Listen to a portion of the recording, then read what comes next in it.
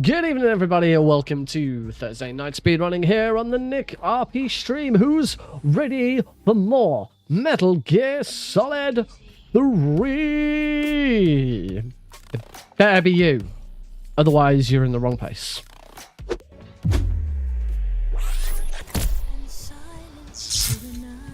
Hey everybody, welcome to tonight's stream. I hope you're all doing well. I hope you've all been having a lovely time. Just gonna turn, let's just turn that off for a minute. Hey Glenn. So in fact, all I can now hear is Snake Eater. Can't even hear myself think over the glory that is Snake Eater. What is happening, y'all? We are approaching the middle of June, which means we are nearly halfway through the freaking craziest month of speedrunning I have done in a very, very long time. I thought last June was pretty crazy with going to America.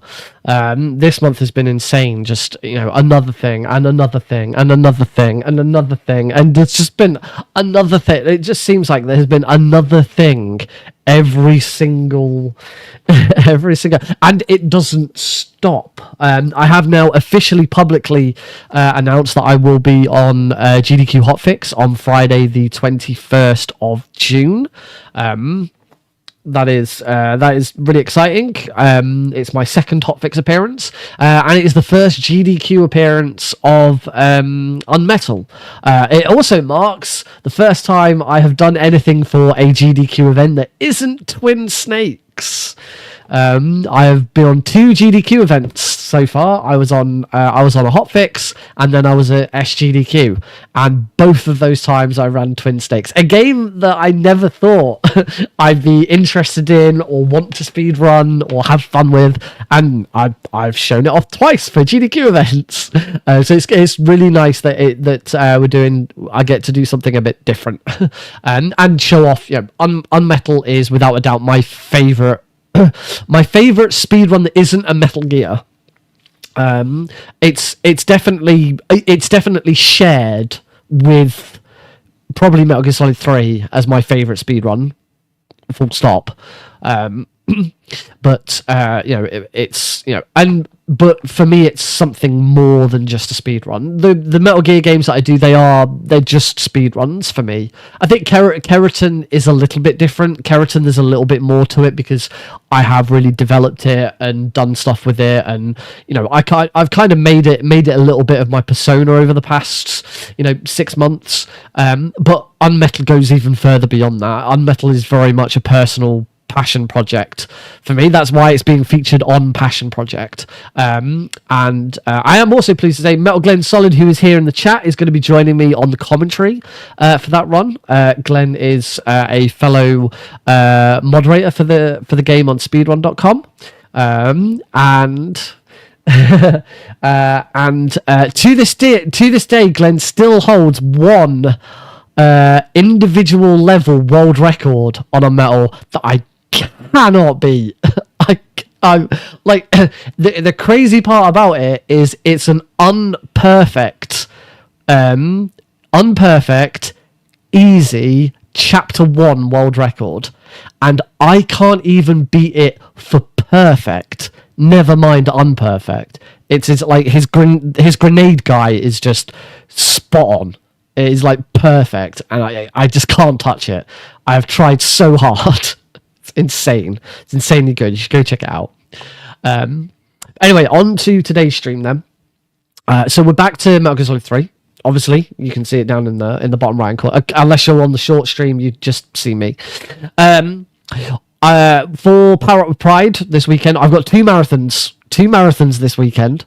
On Saturday, I'm running Metal Gear Solid the Twin Snakes Bingo for Bingo-thon. That's why we did some bingo practice on Tuesday.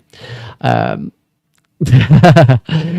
then on Sunday, just after midnight, BST in the UK on Sunday, I will be running Mini Ghost Any %. There is an incentive to upgrade it to 100%.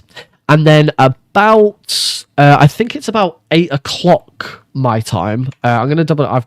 I have all of my events on my.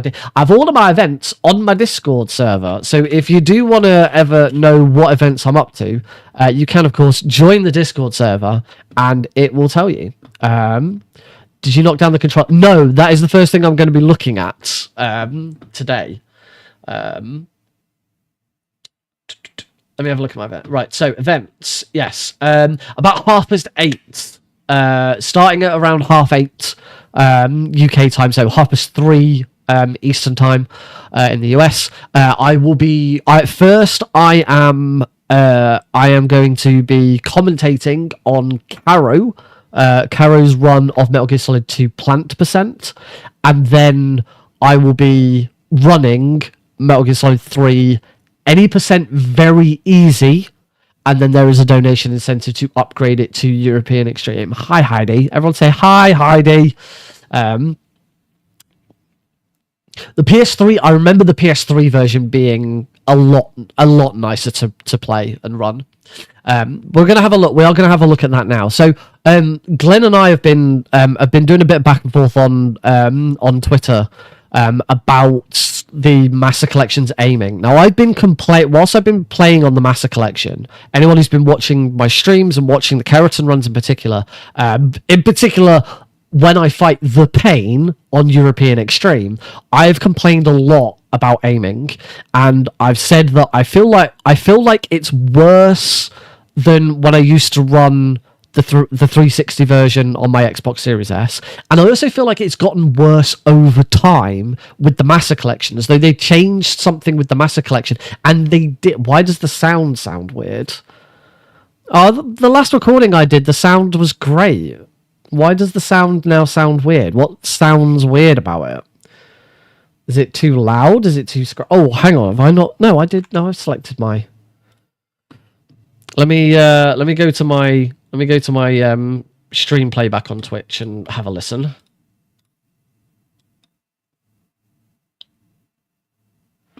Ah, that's not appearing. Oh, that's not appearing over the top. Why can't I hear? I can't even hear. Oh, that's because my mic isn't turned up. Oh yeah, it's a bit. It's a bit echoey. Yeah, it's a bit echoey, isn't it? What if I move away? No, that's still really tinny. I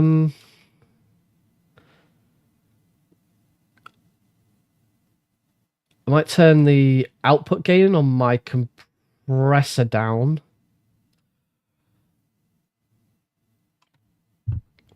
Let's see if that's made a difference. That does sound like it's made a difference. Oh, now that I speak a bit louder, it doesn't. Let's pop the ratio up to 4. How about now? It's a little bit. I'm gonna put the output gain into negative.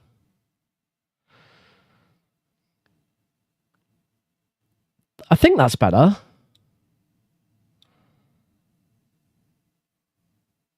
Yeah, it's taken a while for the.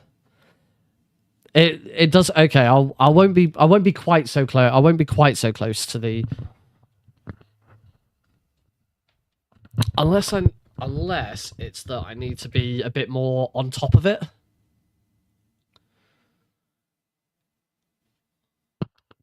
Still needs to be closer. I can probably turn the output gain back up a little bit.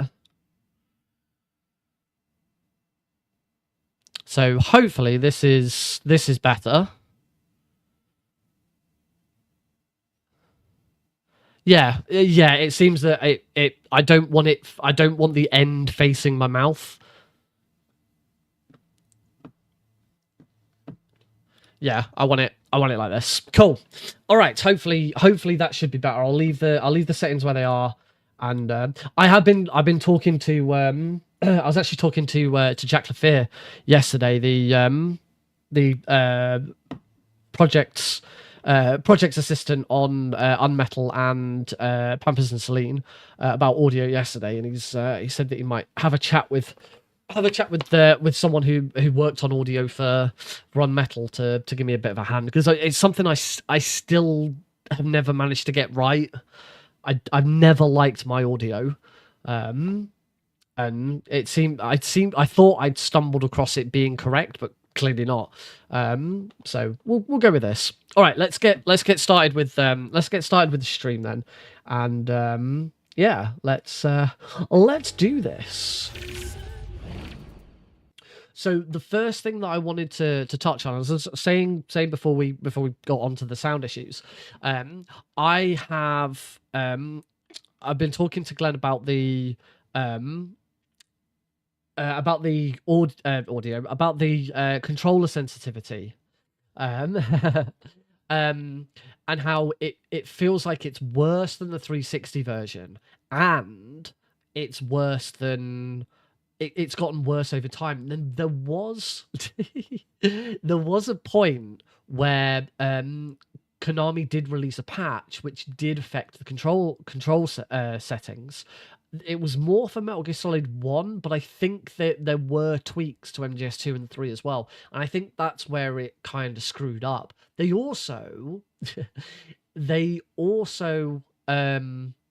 in doing so, they also released some new Steam input configs, some new official Steam input configs, and I think they might have done so. And I have my own custom Steam input config, but the only thing it does is it takes the official one, and it makes it it just adds turbo to X whenever I hold down the touchpad, it adds turbo to X. That's all it does. So I wonder if when they made those Steam inputs bits, they screwed something up with it. And what I found, I did a test this afternoon. I booted up my Xbox Series S. Yes, I don't really know if I talked about this. I've completely forgot to mention it on stream the other day. Last Fridays, nearly this time last week, Heidi and I had all of our front windows in our house replaced. There were a couple that there's two windows in this room. There's a long thin horizontal window just above my desk, and then there's a long thin vertical window just to the right. The one on the right was a bit crap. It did kind of need replacing, but it wasn't too bad. There's a long thin one in the bathroom which is just on the other side of this wall, and that one was completely broken, destroyed. It just didn't close properly, and that desperately needed replacing. So as those two definitely needed it, we figured, well, we might as well just do all of the ones at the front of the house, because then they're done, it's sorted. Yes, we had to spend a bit of money on it. Well, it's all on finance anyway, but it's done. And as a result of that, because my desk is directly underneath one of these windows, I say the window's right here above me, I had to not take my whole computer apart, but I did have to unplug my computer, move my desk, get everything out of the way. So when I put it all back, I changed some things around. So my computer used to be here. It used to just sort of here, over here, where I'm behind my monitor on the left. But it's RGB. I've shown it off before. It's RGB, and the RGB is all on the left-hand side. So with it being on the left, it was just the RGB stuff was all just facing the wall. You couldn't see it. The computer works much better on the right-hand side. So I swapped some stuff around. I had all of these consoles that I have here. They were on this unit that you see here, but they were on the right of the computer, and I've just swapped them over. I've got a little table next to the desk that my computer now sits on, which is what it used to sit on back in my old flat. Printers underneath that, because I can actually get underneath it now, because there's nothing on the other side of my computer now, which is really great. I can get to the back of my computer. It's horrible having it there because I couldn't get there. It also means that I've been able to push the desk right back into the corner, so there's a bit more space in the room. the monitors have all shifted over to the left slightly, so there's a bit more. I'm a bit more central. It's way better. But the one thing that's changed for you guys on the stream is that we now have all of my consoles here. You can only see these three here, but then I've got whoop, there's the rest. There's my PS3 right up at the top. My PS3, Switch, my Wii's, because I have two Wii's. I have a Japanese Wii and an English Wii. Yeah, so I booted up. Go back to how this started. Booted up the Series S this afternoon, and I had a quick look and immediately noticed that it was so much easier to try. But straight onto European Extreme, the pain fight. Took me 2 attempts to beat the pain. The first time wasn't really because of the aiming, it's just, things just went wrong with the fight. But the second time, spot on. It was so easy. So I did some tests and I tried to aim and just move the analog stick really slightly to see how the aim, and on the Xbox Series S, as soon as I moved the analog stick, got really, really small, and then eventually, just sort of gets bigger. But it starts really small, and it was really easy to aim with. I was like, that's what you can't do on the Master Collection.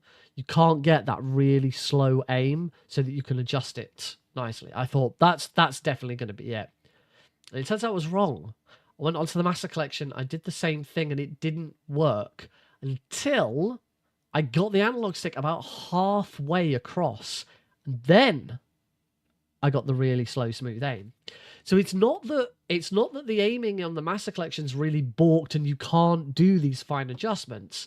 It's that on the Xbox Series S, hey Best Nick, on the Xbox Series S, for some reason, on that you have pretty much the whole of the controller movement in order to work with the aim.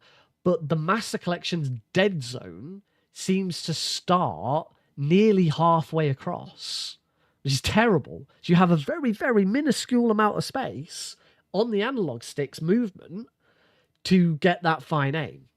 So what we want to do is have a look at the controller layout, look at the joysticks and the dead zones, and see if there is anything that we can do to fix it. The right stick doesn't actually make a lot of difference. Now, Glenn, I mentioned this to Glenn on Twitter, and Glenn's already said that he's had a look at it, and he has seemingly managed to make it better. So I am quite hopeful. Right analog stick actually doesn't make any difference. We don't use the right analog stick for aiming. All of our aiming is done with the left stick in MGS3. So here, you could also be crazy. Hey Plywood. So here's the dead zone. So yeah, this is what I'm talking about. So this is the dead zone. So yeah, actually, there's your problem. There's your problem right there. On this controller config, and I said this is the standard config this is the standard DualSense config available on Steam. All I've done is I've edited it to add turbo to X. But on this, the controller's dead zone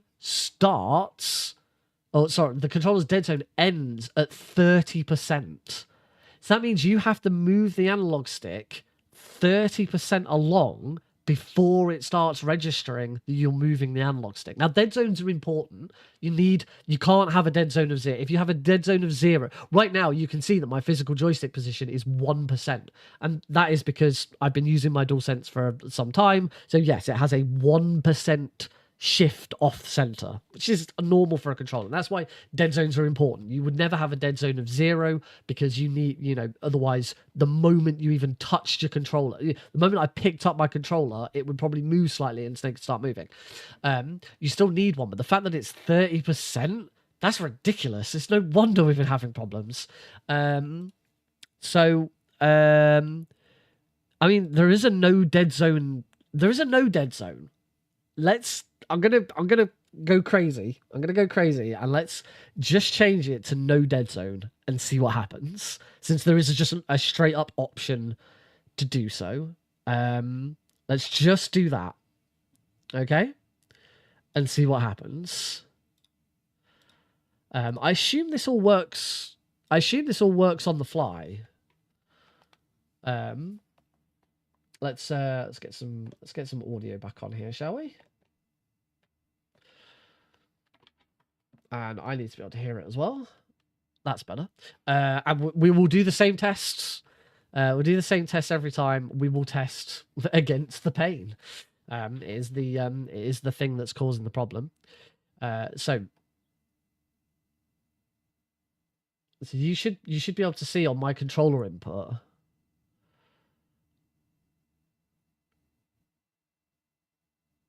how far across I'm moving it. And yeah, already without any movement and just already you can see that it doesn't take a lot to start getting some of that precise movement.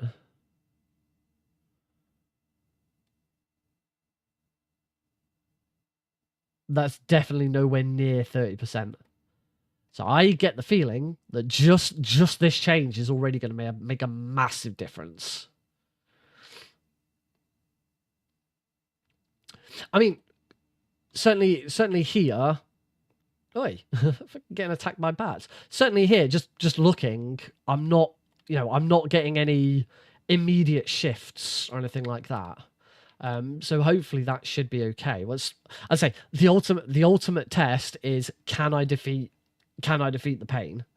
Because the pain is the thing that's been causing the problems.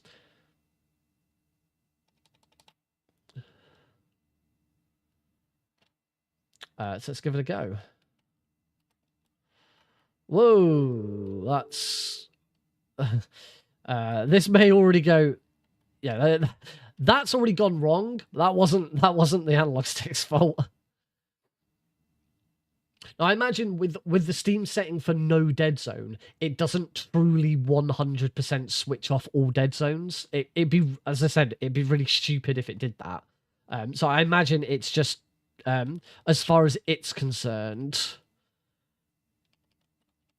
as far as as much as is needed, dead zones are, for all intent and purpose, dead zones have been removed. Oh my god.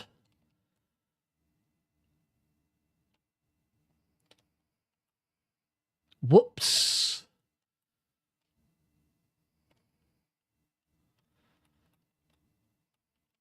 Okay, this has gone a bit out of hand by my own fault. Not because of dead zones or anything. I completely screwed that up.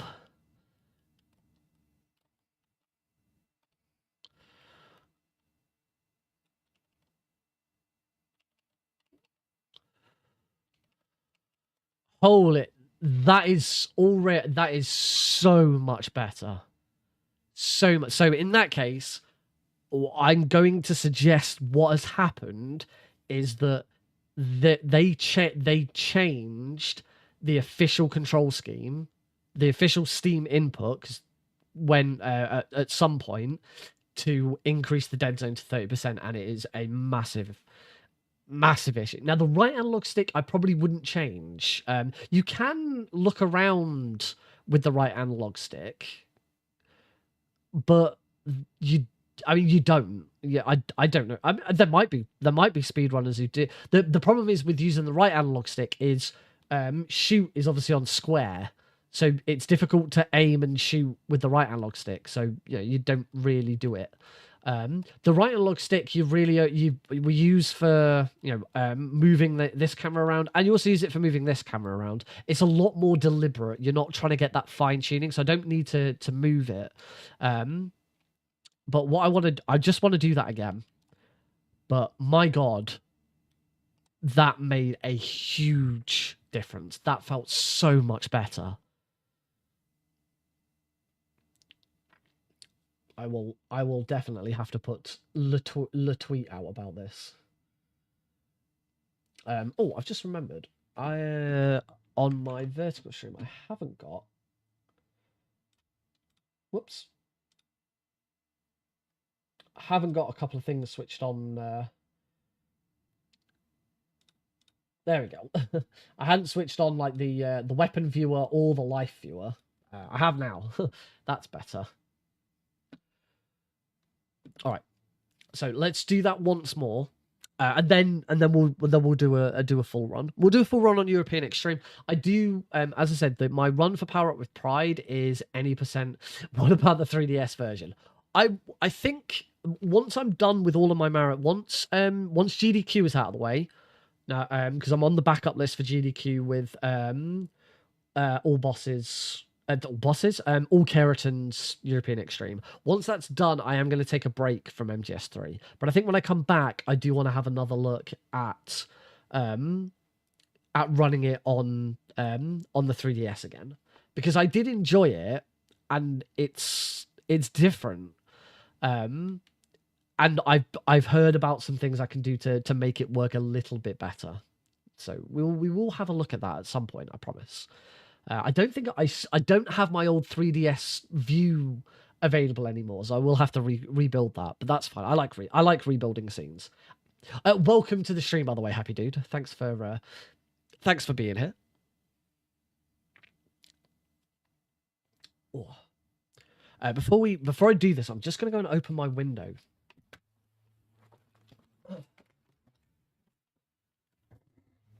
Oh. My window was already open, but it wasn't open very far. All right, so let's give this one more try, and just make sure that that wasn't just luck or something like that. I don't think so. I mean, again, anyone who's been watching me do these runs for a while will know that I've had so many problems trying to beat the pain. As we always joke, it's been a right pain. But I say, just to do that, okay, took me 2 attempts, but that wasn't because of aiming that was a problem. That was because I decided to underarm throw a grenade. So throw the first one.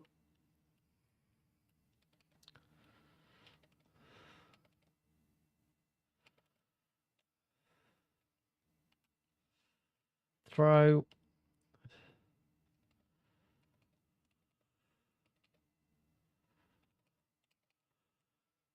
Oh, he moved. Oh, that's not aiming. That's not aiming's fault. That's my fault.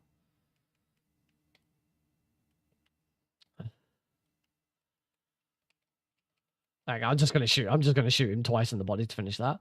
Oh, I didn't realize you start. I didn't know you start part 2. Okay, what? Are you sure there's no game audio? My game audio's on.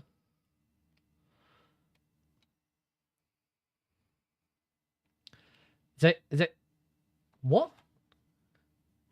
That doesn't make any.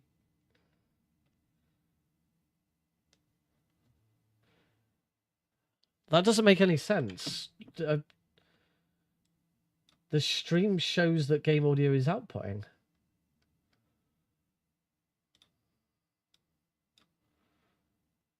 Oh my god. I turned off, yeah. I turned off the, yeah, you should be able to now. I found the problem immediately. I turned off the scene that includes all of the audio, for Power Up with Dab, for my Klonoa run over the weekend, and even though I could see it on the bars, it wasn't active. But you can definitely hear it now, right? Let's say I've unless I'm wrong with what that problem was. Cool. Yeah, as I say, this is already so much better.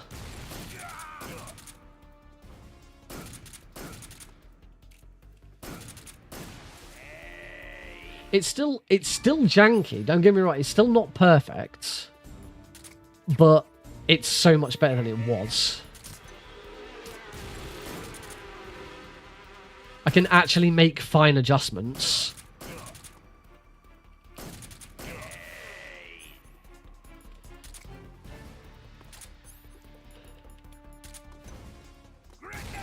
There we go. Yeah. Yep.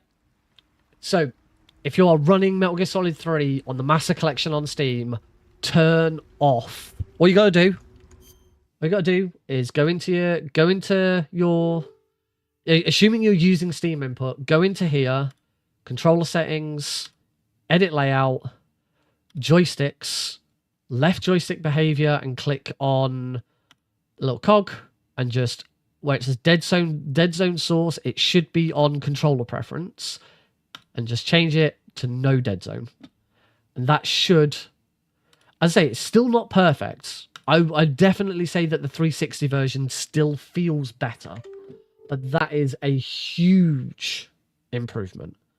Absolutely massive improvement. Just going to go into the game capture and turn off capture third-party overlays, which is going to screw that up, but it'll come back. There we go.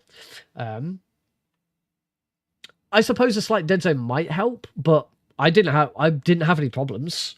You still, as I said, I don't think it truly 100% gives you no dead zone, because if I go into aiming, you can see on my controller input, you should see on my controller input, I am still moving the analog stick. It's still slightly over.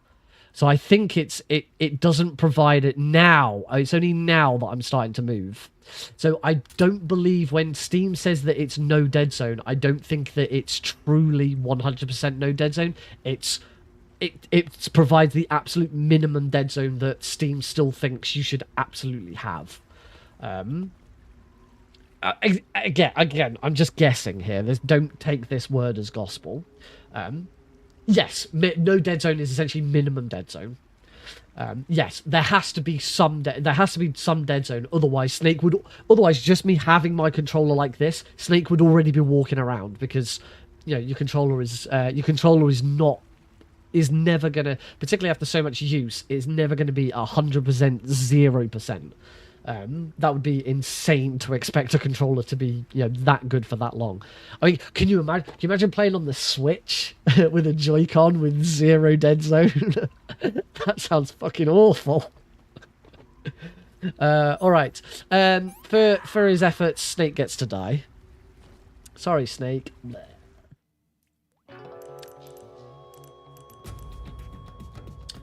Bum bum bum bum bum. Easily never bought it. I've been playing on my Switch quite a lot lately. I started trying to do some unmetal practice on it, and struggled to get my controller sorted first of all. But once I got my controller sorted, it was much better. I hate with the Switch is the fact that A and B are the wrong way around, and it's horrible. It really screws so many things up. So in order to run Unmetal on my Switch, I still use my DualSense, because I've got an 8-bit DOE Switch adapter, so it connects via Bluetooth, and my 8-bit DOE it converts the DualSense controls into the Switch controls. And then from there, I can go into the Switch's own settings and swap A and B around. And also, I also add, for Unmetal, I have to swap A and B over. I have to swap start and select over, or plus and minus, or whatever you want to call them. They're plus and minus on Switch. I have to swap those round because they're different for Unmetal for some reason. And then I also add plus to L1 so that I can open the inventory with L1. It's annoying. But it means that it all works correctly and does what I want it to do. Because otherwise, if you don't do that with Unmetal, it means that if I have roll on X, because I have roll on X for Unmetal, on Steam and how I've been playing it, X is also accept. But of course on Switch, X is B.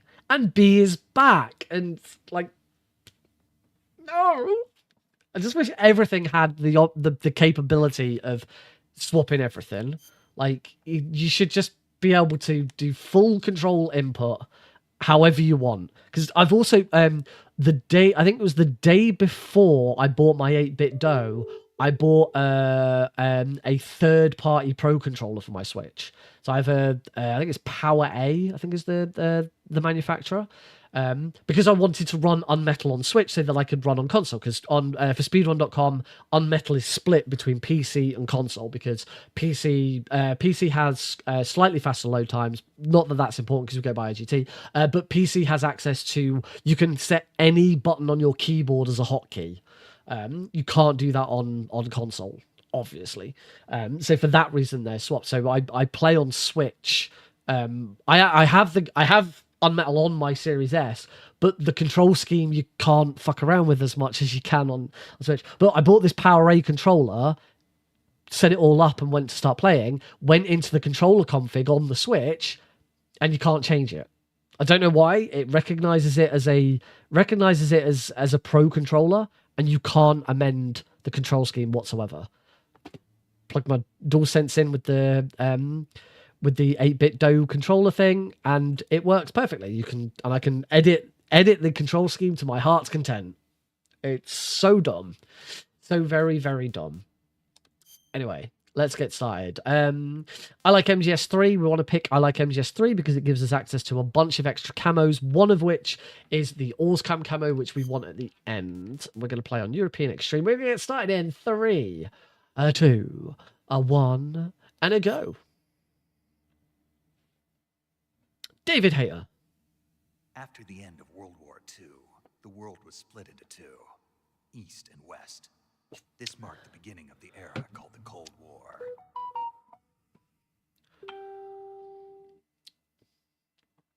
Right, now we're off.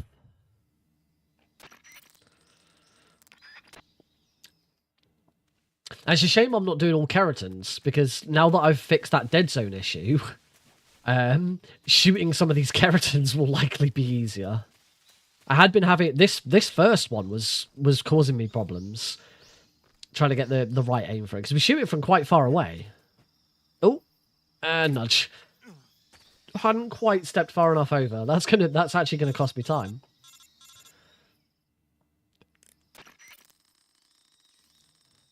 So yeah, I started going back to, I was saying that I've been playing on my Switch a lot lately. So I've been the main reason for playing on my Switch is I'm on paternity leave at the moment. I'm just about to come to the end of week 2 of my 7-week paternity leave, and I'm loving it so far. Being actually able to spend some good quality time with Alex is great. I love it. I absolutely love being a dad. It is the best thing that's happened to me in a very lot in quite a while. I'd say the best thing that happened before Alex came along was I got married. It's the usual kind of typical life goals, but like unless you've been through those things, you don't really appreciate exactly how important and how special they are. And that's it. I adore that little face. He's so adorable. All right, let's shoot this guard. Pachow. We'll go and shoot this guard in a minute. Don't shoot him too early. Shoot him now. There we go. So there are times where those mice are Alaskan field mice. Don't worry, they can't hurt you. But there weren't any mice. Must resist urge to shoot frogs. Oh, I'm gonna...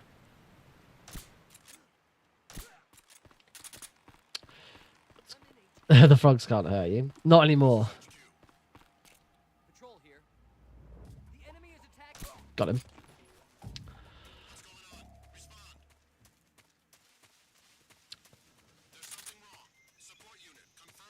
As long as I start this, there we go. That's fine. That's good. It's all good. All good. A little bit slower than usual because I didn't get the second quick headshot, but it's okay. Yeah, sometimes, whilst he's down, whilst he's downstairs, it becomes a little bit easier for me to just play on the Switch. Even if I've put him to bed for a nap, I come back downstairs rather than sit upstairs where I could be a bit louder. Oh, I don't know why I tried. I don't know why I tried to shoot him. For some reason, I went to shoot him first, and that's not what you do. There we go. So we'll do this again. So yeah, I've been playing on my Switch a little bit lately, as a result of that.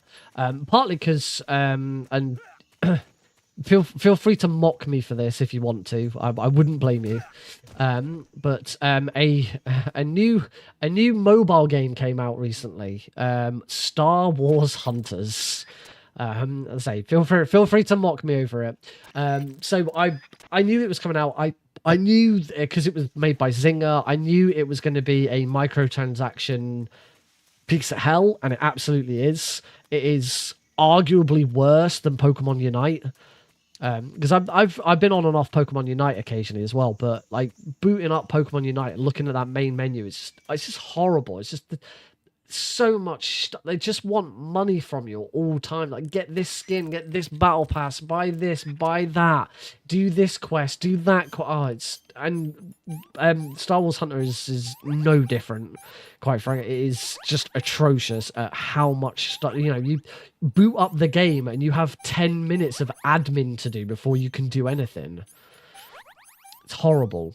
But the game isn't too bad. The actual gameplay is reasonably fun. There's no cooldown. You don't have to wait for, you can play as much or as little as you want. You don't have to wait, you don't have to wait an amount of time before you can play your next game or something like that, which, a lot of older mobile games did. So that's okay. But I was doing okay with it on mobile, and then learned that it was also released on Switch. And the advantage is if you have it on mobile and Switch, as long as you log in with the same account, you have cross progression across both. So I can now play it on the Switch and play it on my phone at the same not at the same time. That'd be stupid. But I've been playing it. I have been quite enjoying it. As I say, the absolute overload of menus and information you get when you first log in and not ideal. But apart from that, I've actually been really I've been relatively enjoying it. Oh, round that guard. Cool, we got that roll correct first try, which was nice. Good room. Very good room. And it plays far better on Switch than it does on mobile. On mobile, you can't use a controller. You are limited to touchscreen. Whereas on Switch, obviously, you can use a controller. And I've played it in handheld mode, and it's all right. Play with it with my off-brand Pro controller, and it's great. My main is the Wookiee, who is a melee tank. I find I'm doing way better at melee than I am at aiming, because I play on PC nowadays, so my aiming with a controller is usually pretty piss poor in first person shooters. It's pretty good in Metal Gear Solid 3. It's better now in Metal Gear Solid 3. Yeah, I much prefer first-person shooters, or even third-person shooters with a keyboard and mouse, which it is a third-person shooter.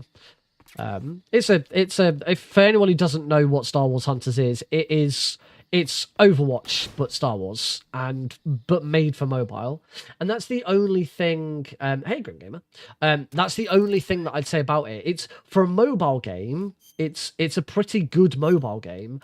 But it means it's lacking a little bit on Switch because, yeah, there's not really much to it on Switch. It's a mobile game on Switch. Right, I'm just going to concentrate on this, on the Ocelot unit for a second. Remember, game over if discovered is switched on.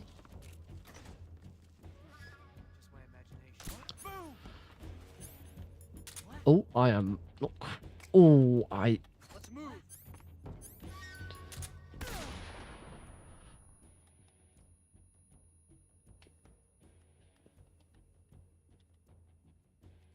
Okay, that was a little awkward, but got there.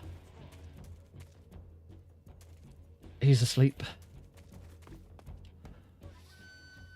Move down slightly. So just aiming at that guard was a lot easier.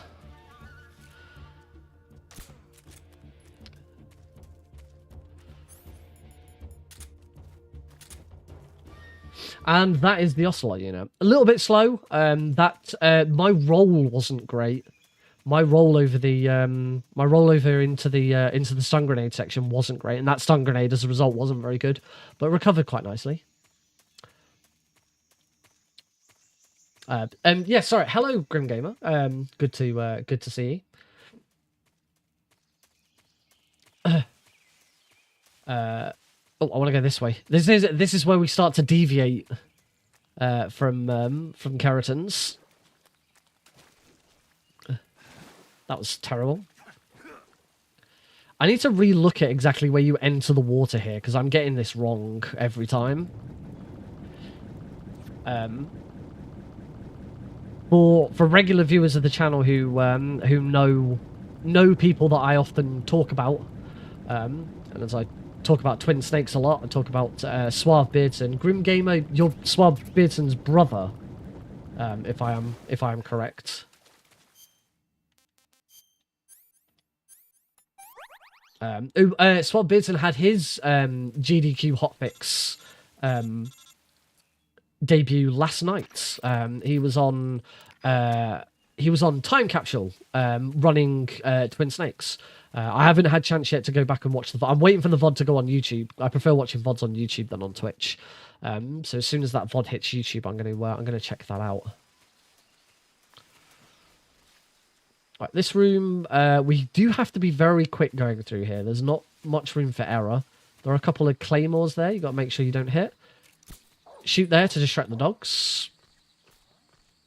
Climb this tree. Take one step. Down. Swap to the Mark 22. Here. Equip the box so we can run up the hill. And we're also going to use the box to distract one of the guards. There he goes. Wait for the subtitles to disappear. Just going to go in first person to move out of the way of that. And assuming everything's done right, there should be a dog to my right walking away. Perfect. Beautiful room. Lovely. Not making it, not pulling back much time yet, but we'll get there. Very simple room for past base, particularly compared to all Keratons. Run towards this guy. Going to trank roll him, and then unequip the Mark 22 after taking the silencer off. Okay, that went wrong. This is why I don't tend to like quick equipping the Mark 22. I much prefer to do this because it slows the start of the fight down just slightly.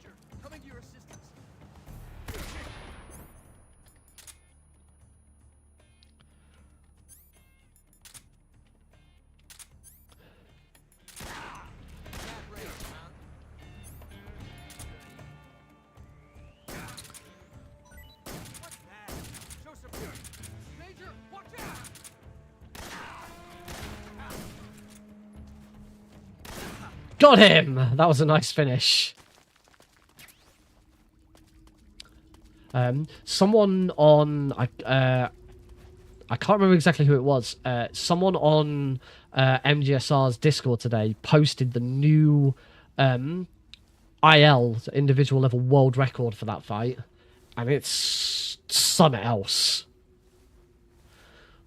You'd be amazed at how much more time can be squeezed out of that fight. I mean, I didn't do that fight exceptionally well. But part of the thing that they did in that fight is they don't throw the stun grenade directly at Ocelot. They it's really clever.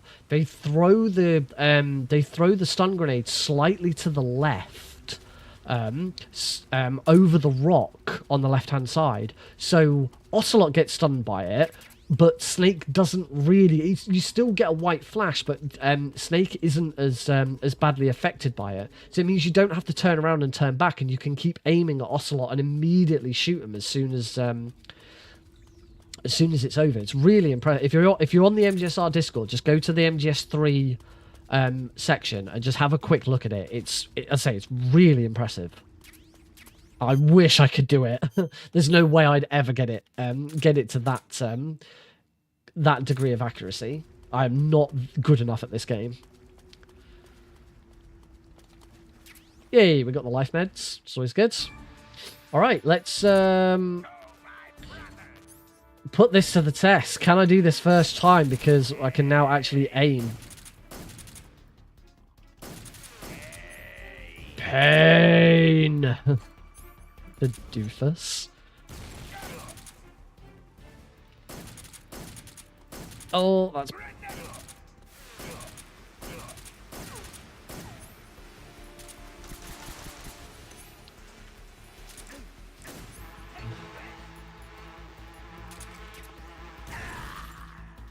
Damn it. I just...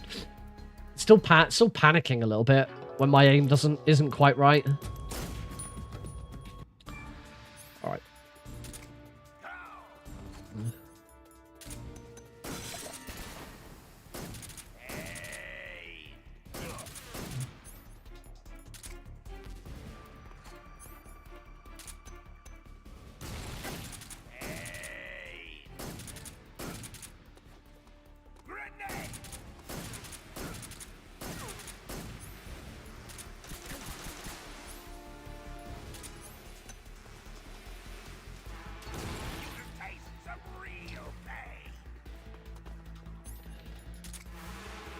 Oh, come on.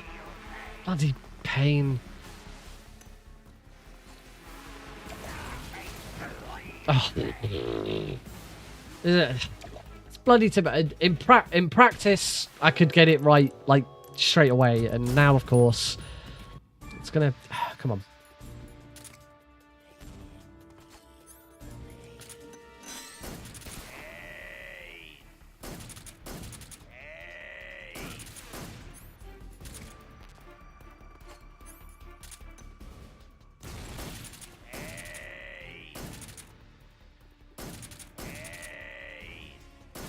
Much better. That's much better. Oh, this fight is ridiculous. This is... For me, this is the worst fight in the game. People complain about the Fury, but the Fury's got nothing on this fight. Like, why did he turn there?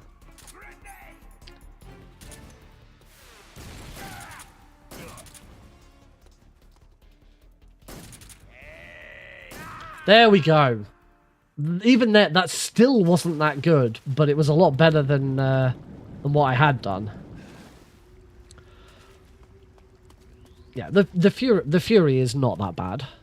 The Fury is what makes the Fury difficult is the Fury is the hardest boss on very easy. The Fury is the hardest boss to do consistently well at. With the pain, as long as you do the fight right, you can do it consistently every time. There's very little RNG with the pain.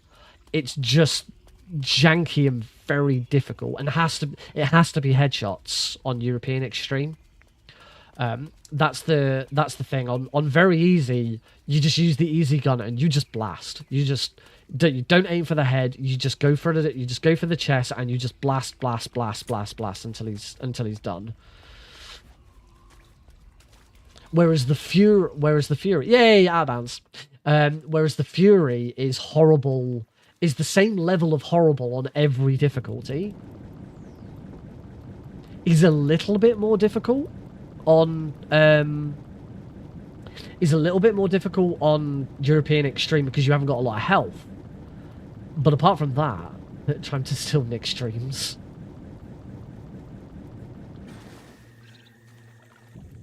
Yeah, that fight is just the worst.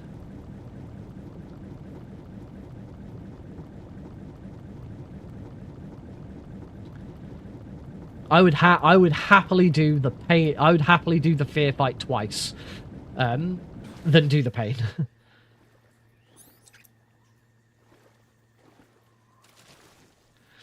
I'm very tempted to start putting the brown face paint on I'm very tempted to start putting the brown face paint on in any percent as well. Made keratin so much easier. The only thing is, on here, it is just that one room. It is just the long river. What was that like power slide that Snake did to get off that boat?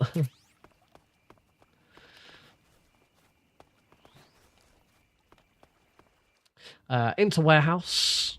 Warehouse can be a bit of a tricky room if you don't know what you're doing.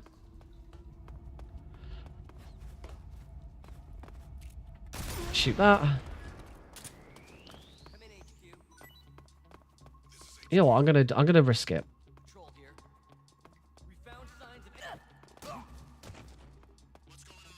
Made it.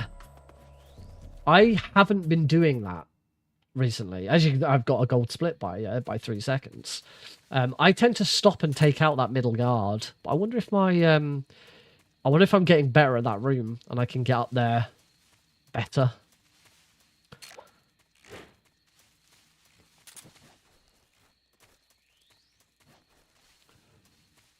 Also means I don't have to swap weapons in the middle of all of that.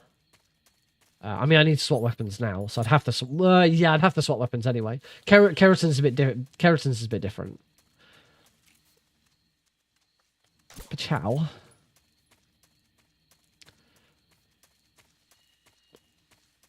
Yeah, with the brown face paint in all keratins, it makes a massive difference to about 3 rooms, whereas in any percent, it's just that one room, and it probably wouldn't make enough of a difference.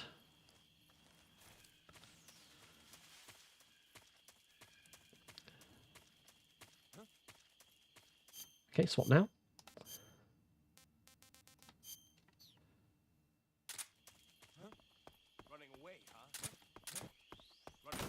Nope. Sorry, guys. I'm out of here. So run through the lab normally. See, this is a bit different to how we do it in keratins. We take a very different route in all keratins. Down to B1. We're gonna go have a chat with Granin.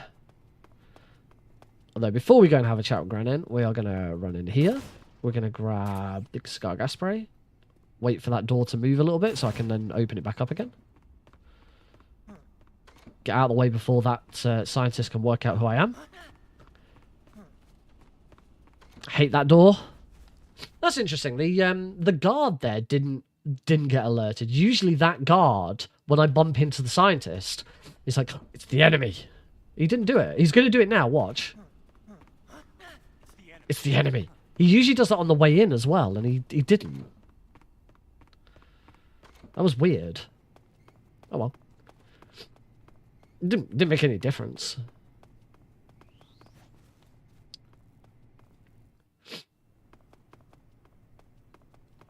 Roll, swap camera. I always swap the camera at this point. The next few rooms is just a bit easier with this camera. I've been saying for a while that I really should try and do a stream or a run where I only use the subsistence camera. There's only a couple of rooms where I don't use it. Sorry, there's only a couple of rooms where I do use it in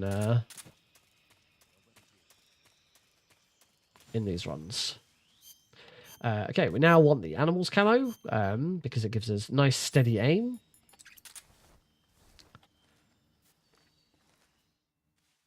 We're going to take a shot. That distracts the dogs.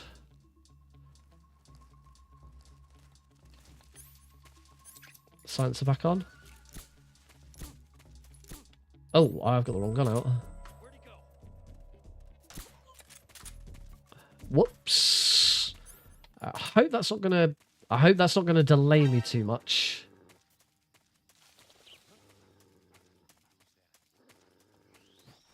Okay, I'm good. I was a little worried there. As always, the fear here is a complete joke of a fight. Move to here. Fake death pill. Wait for the pain. Oh, he's in a slightly different spot. But it's still fine. Revival pill. Stun grenades.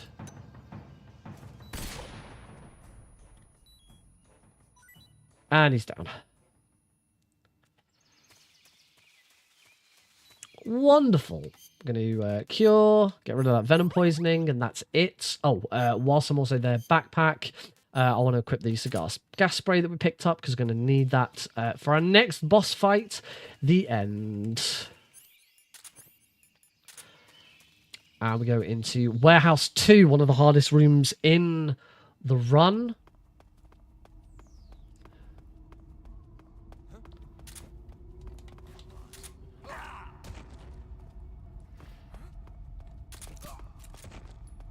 And I got spotted by that guard. I never quite understand that guard. I don't know what it is that causes him to sometimes spot me.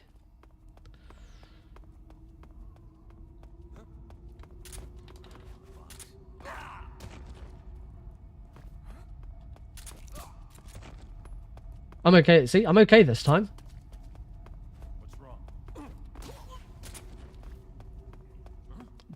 I seemingly did exactly the same thing, and I don't know. I think it's that I did the box shot slightly quicker the second time around. I don't know. Yeah, that's quite often how that room goes. So as I say, it is regarded as one of the hardest rooms in the game. I wouldn't say it's the hardest room in the game. It's one of the hardest rooms in the game. So two attempts is fine. I'm happy with that.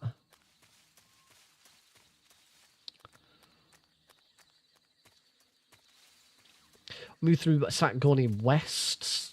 Gonna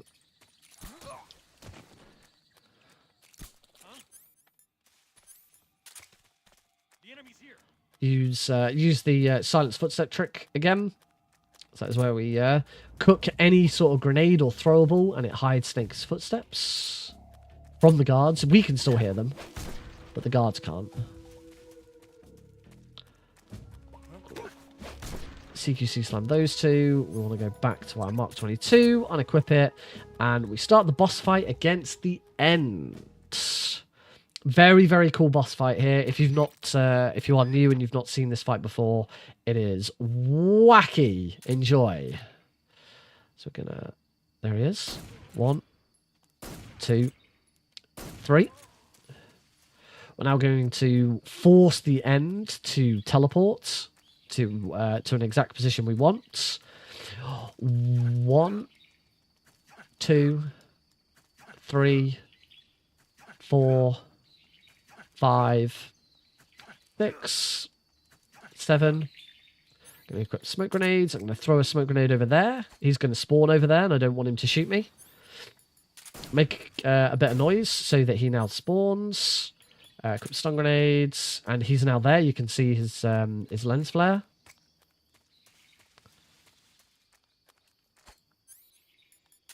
Get the cigarette spray out.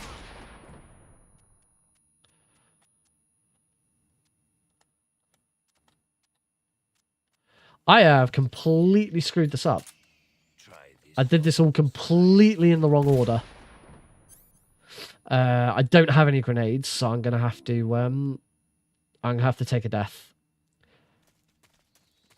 Yep. Sorry about that. Say just completely screwed up and got that in completely the wrong order. Let's grab the TNT, drop some TNT, kaboom.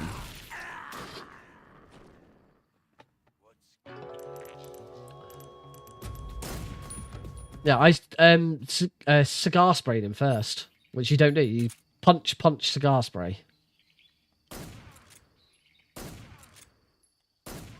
So 3 shots to the head there. That's really good damage. Getting that first bit right means you'll get the end of it correct. Waste time again. 1, 2, 3, 4, 5, 6, 7. Throw a smoke grenade. Make some noise. Start running towards him. throw, cigar spray, look down so I don't get hit by the blasts. All right, punch, punch, cigar spray, punch, punch. Hold up, much better. Cigar spray him again. Throw a stun grenade at his head. Look up so I don't get hit by the stun. Smoke grenade to the face.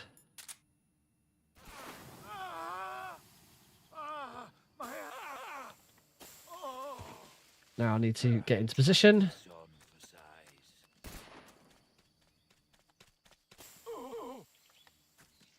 Oh, he's running away. Quick, can I shoot him?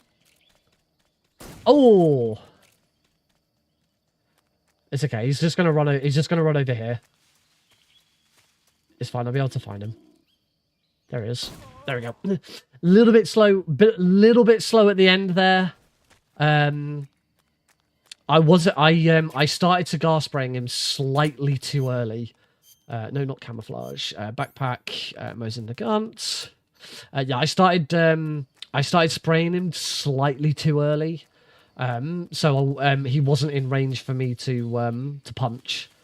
Because the way you should finish that fight is as he approaches you like that, cigar spray him, punch, cigar spray him, and that should be, assuming you got the right damage at the very start of the fight, that should be it.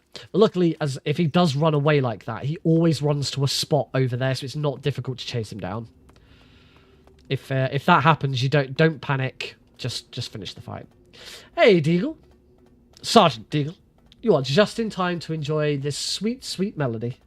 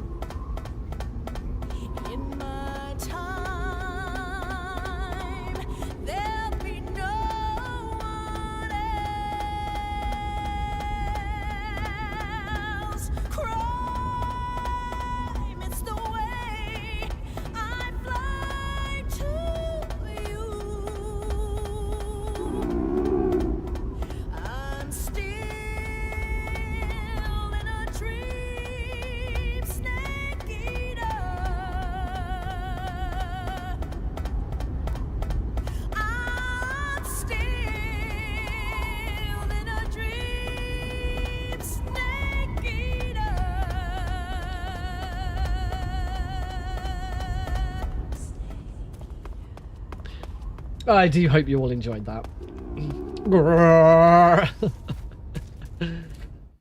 It's funny how I get a lot of people watch that and go, oh, it's just so funny listening to that beautiful, beautiful song while Snake's stomach growls every few seconds. So move into the mountain section. All three mountain sections are tricky. Just keep on rolling, rolling, rolling, rolling, yeah.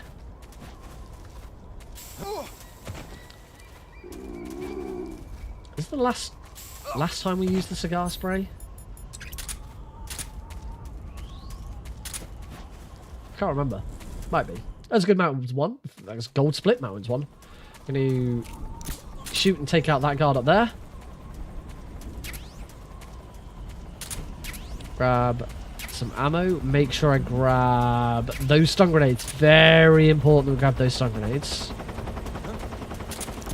Oh, that was unfortunate. I wasn't quite lined up correctly with that guard. So once again, we'll take this guard out. Ciao. There's nothing special, by the way, about that guard. I'm just going to grab these 2 sets of bullets. You don't use the M1911A1 that much. That's better.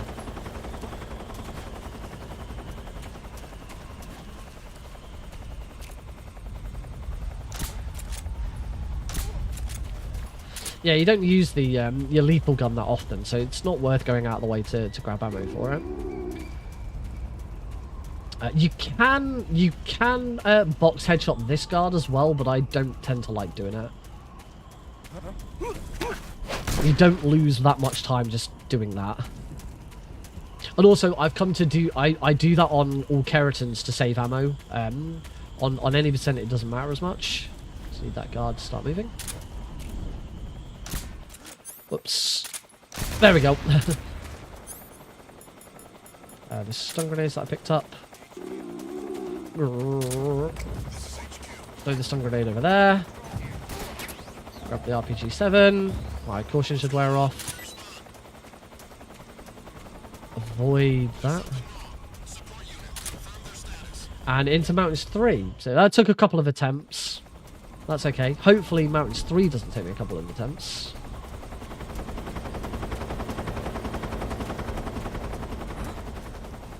For me, I've always considered Mountains 3 to be one of the most difficult rooms in the game. It is a room that I have thankfully gotten so much better at over time. Yep, beautiful. Really, really nice Mountains 3 there. In fact, gold split? Yes, that was lovely. I'm so pleased at how much better that room is.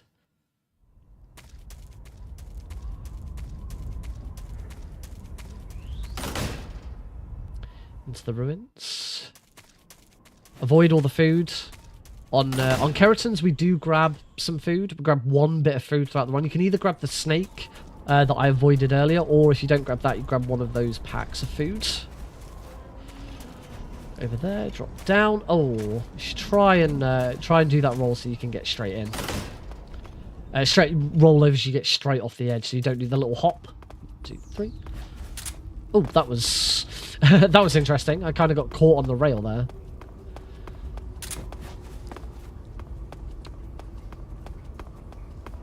And we go into everyone's favourite boss, the Fury. Like I said, I don't have the same gripes with the Fury, mainly just because I think if it wasn't for the fact that I hated the pain so much, I probably would hate this fight more. Are you ready for this?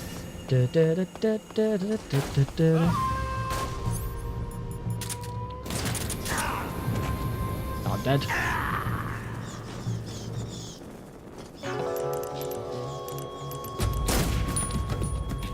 Are you ready for this?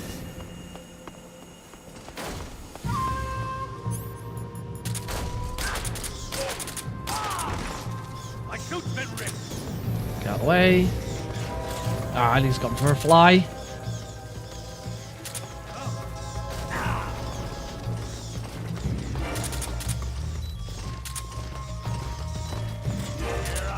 I don't know where he is. 5, 4, 3, 2. Not bad. Damn it! That was dumb. Luckily, I'm quite far ahead after the end went very well. Well, even then the end still didn't get that great.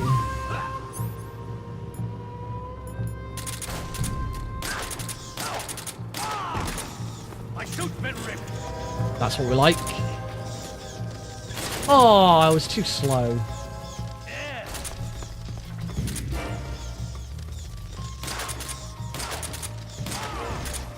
Quit fooling around. You shooting?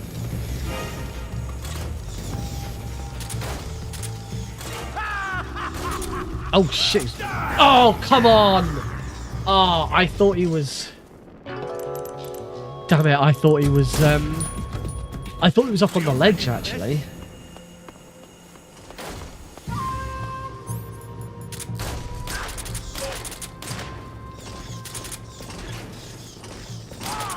That was interesting. Tape suit is ripped.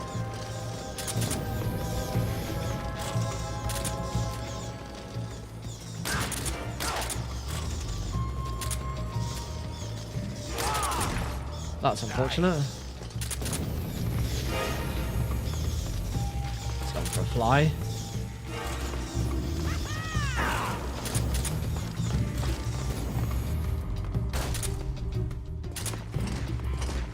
I'm gonna just wait here for him to come around this corner. No, I'm dead again. Oh wow. I'm gonna lose all my time to the Fury. 2 minutes and 44 seconds I was ahead. I'm gonna lose it all to the Fury.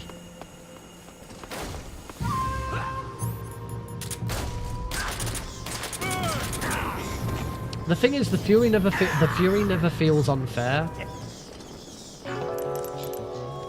The Fury is absolutely about how you deal with him and his RNG, and I'm just dealing with it badly.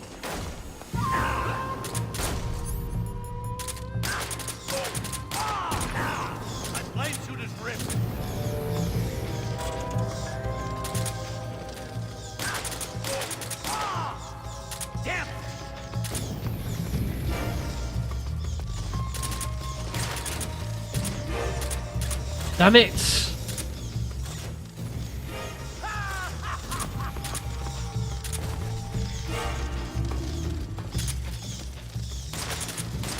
I hit him!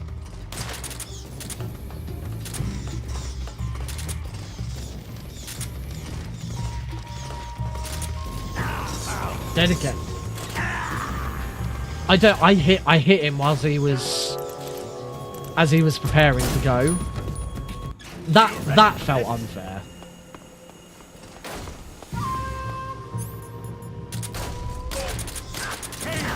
What? In the middle of me shooting him, he shot. Okay, now this is really starting to feel unfair. In the middle of me shooting him, he got a flamethrower shot off.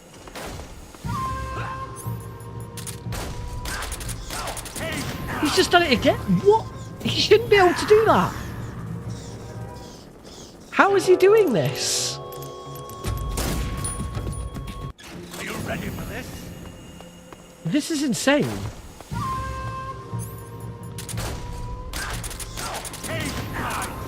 I think I must be shooting him too quickly. I think I'm shooting him too quickly. I think I need to spread my shots out slightly. Yeah. I only shot him once there, that's not good.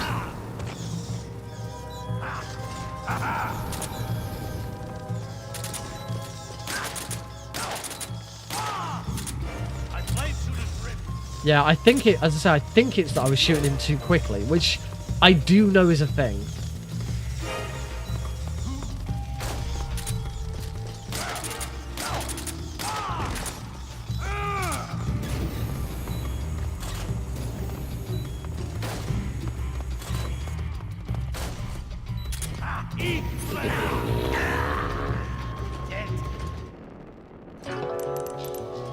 This is hard. This is horrible. This is so horrible.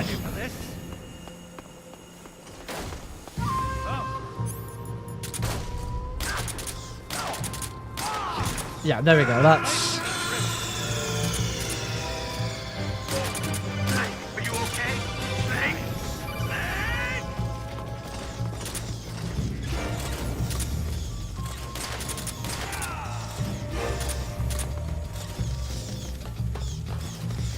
God damn it. We're up to 5.5 minutes fighting the Fury. Are you ready for this? Not yet, Snake! It's not over yet! It's not over yet. Yeah, okay. My shoot's been ripped. Okay, fair play. Fair play.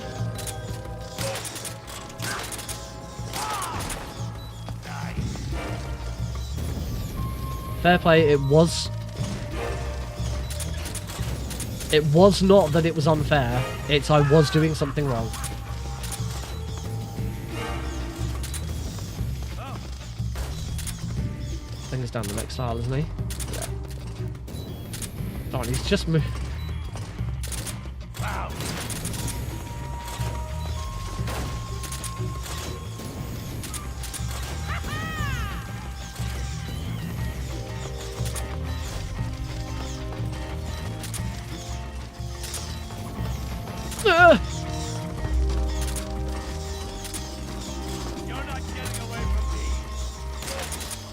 Oh, thank Christ.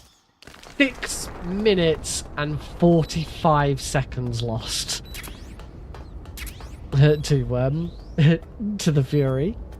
We were 2 minutes and 44 seconds ahead. I'm now 4 minutes behind. That was just an awful display of me being absolute trash. You're pretty good. No, I'm not. No, you take that back.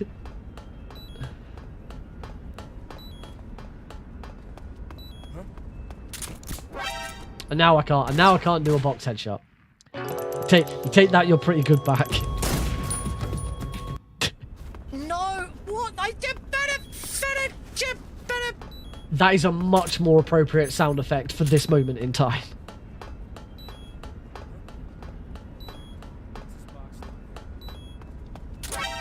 That was a mistake.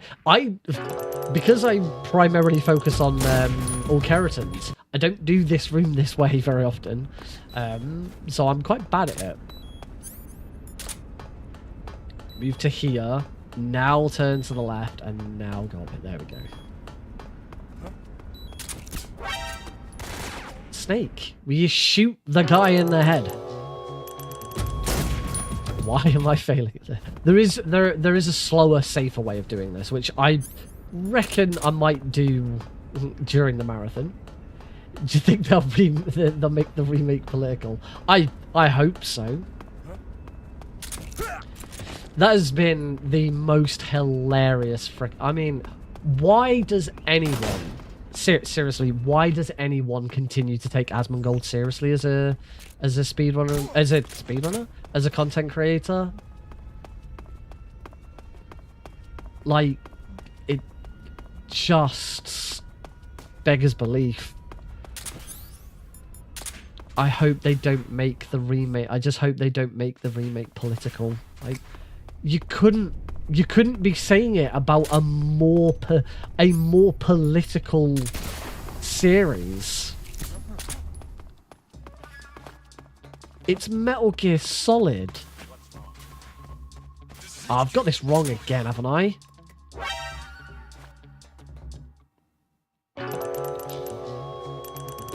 From what I saw, I saw some of the fallout following that.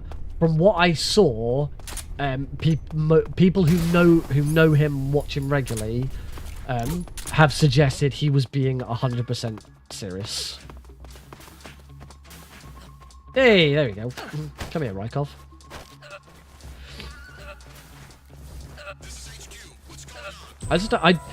Like, this isn't the first thing he's done, the first thing he's said this year. He said something else this year that was really dumb. I can't remember what it was. Like, I just don't understand. I don't understand why any. I mean, I'd love I'd get some attention for it, I guess. Look, the dude's entitled to his opinions or anything, but it's just such an obviously brain dead thing to say. And certainly certainly from the clip that I saw, the way he was saying it didn't look like it was a joke. I don't know. I just can't take anything like that seriously. Like, whenever I see anything like that now, oh damn it, I screwed that up. Yeah, I just gotta wait for this guard to come back. That was silly. Oh, don't sir me. Turn around and open the door. There we go. That was stupid. Sir. But yeah, I hope they don't take the political stuff out of it.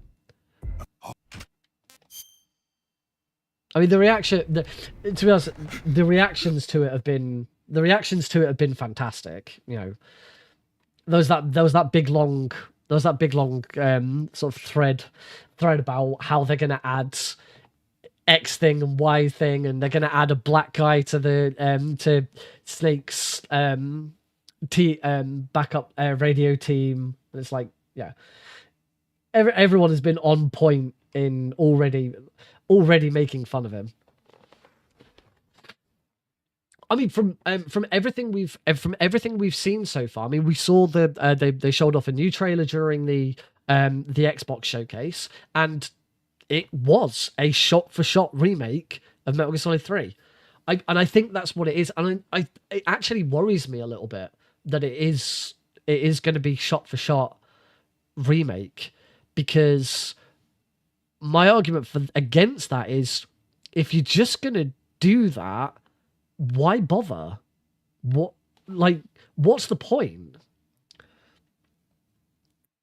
Yeah, I mean, you just shouldn't at anyone on Twitter directly if, like, in that situation anyway anymore, because, I mean, you've only got to look at what's happened in speedrunning, with the whole Ludwig thing, GTA, it's just Twitter is just a shit show. It really is.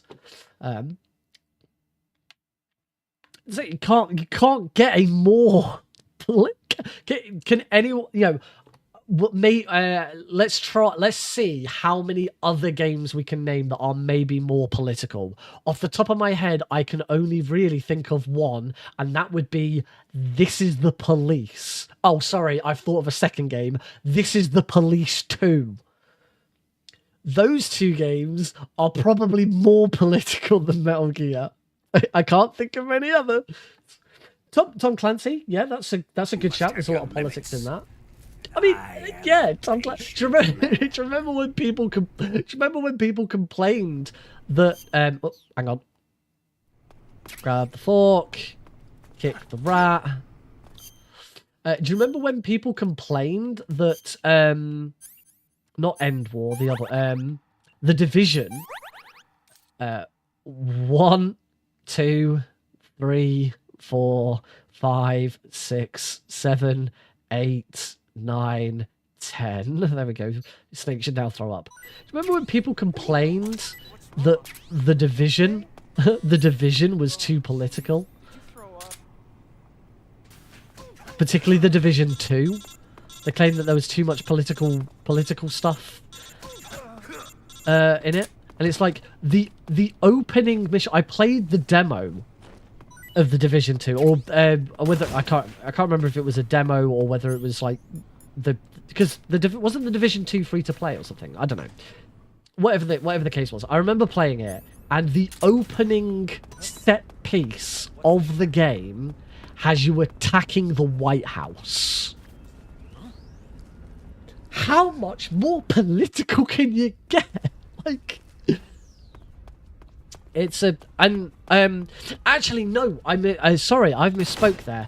It wasn't that people were saying that it wasn't that people were saying that the Division is too political. It's that Ubisoft said that they didn't want to make a political statement in their game, and it's like, but you've made the Division. You made the Division and the Division 2. How can you say that you're not making political statements in your games? You had players attack the White House. That was it. Yeah, that was it. It wasn't that the players were complaining about the Division 2. It's that Ubisoft said, yeah. I'll have a look at that later.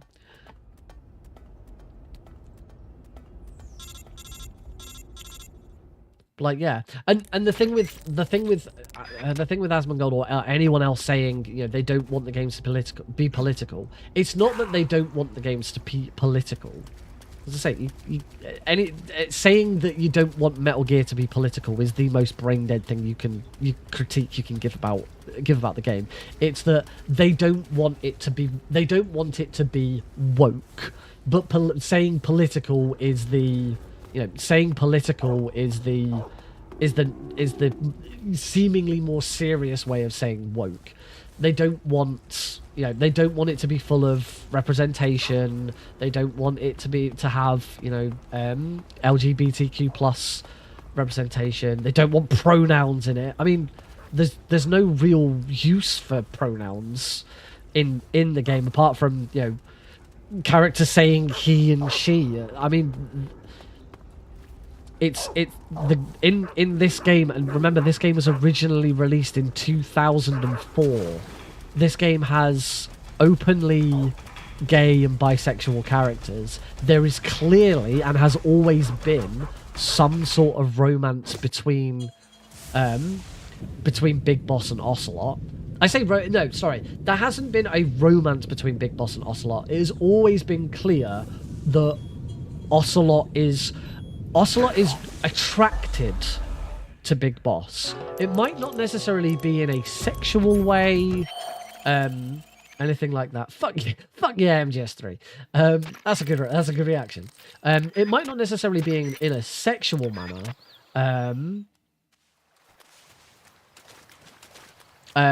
But Ocelot has feelings for and is somewhat attracted to Big Boss. It's so evident in this game. And it only continues throughout. I mean, look at the fight between him and Solid Snake at the end of Metal Gear Solid 4 and the way he kisses him on the cheek at one point. It's so clear that is a nod to the fact that, you know, he loved his dad. Oh, got caught on a rock. He's gay for Venom. It's so obvious. I think it's pretty clear that I don't know what Snake's really not gay. He has a relationship with he has sexual relationship with Eva towards the end of this. I think it's heavily implied that Snake might be bisexual in the game. I'll be perfectly honest. I don't play into the whole Snake Otacon. Let's do this here. We want the Orscam camo, and we need to amend some equipment. So we want the cardboard box B that I just picked up. I want to get rid of that, get that out, get that out, get that out, get that out, put that away, get that out, get that out, put that away, and get that out. There we go. Yeah, it is. Yeah, naked or solid? Well, sorry, naked Snake. I think it is certainly implied that naked Snake, Big Boss, might be bisexual. I wouldn't say it's 100% confirmed that he's bisexual, but I think there is evidence in the game to suggest it. I think there's potential evidence in the game to suggest that Solid Snake could be bisexual as well. But I personally don't like buy into the whole Snake and Otacon are lovers. I don't buy into that. Personally, if that's what you see in those characters and that's what you see in that relationship, then that is completely fine. It's completely open to interpretation. Personally, I don't. Oh yeah, the Dragon Age. Like, people have seen the Dragon Age trailer and complained about being like, wasn't Dragon Age always? It's a fantasy game. People have sex with everyone. Like, is that? I have screwed that up.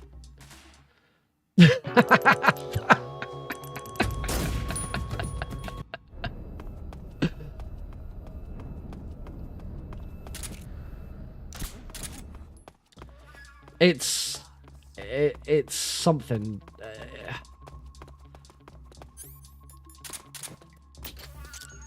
What people don't want is representation in games. They want everyone to be like that. What was about Milo? You mentioned Star Wars. I haven't started watching The Acolyte yet. I do intend to. I still haven't watched Tales of the Empire. I haven't watched any new Star Wars since the end of the Bad Batch. I loved the Bad Batch, by the way. That was fantastic. Probably the best bit of second best bit of animated Star Wars. The final season of final season, certainly the ending of the Clone Wars is just phenomenal. Let's grab Volgin, kick him to the ground. Oh, talking of relationships, should we talk about Volgin and Rykov maybe?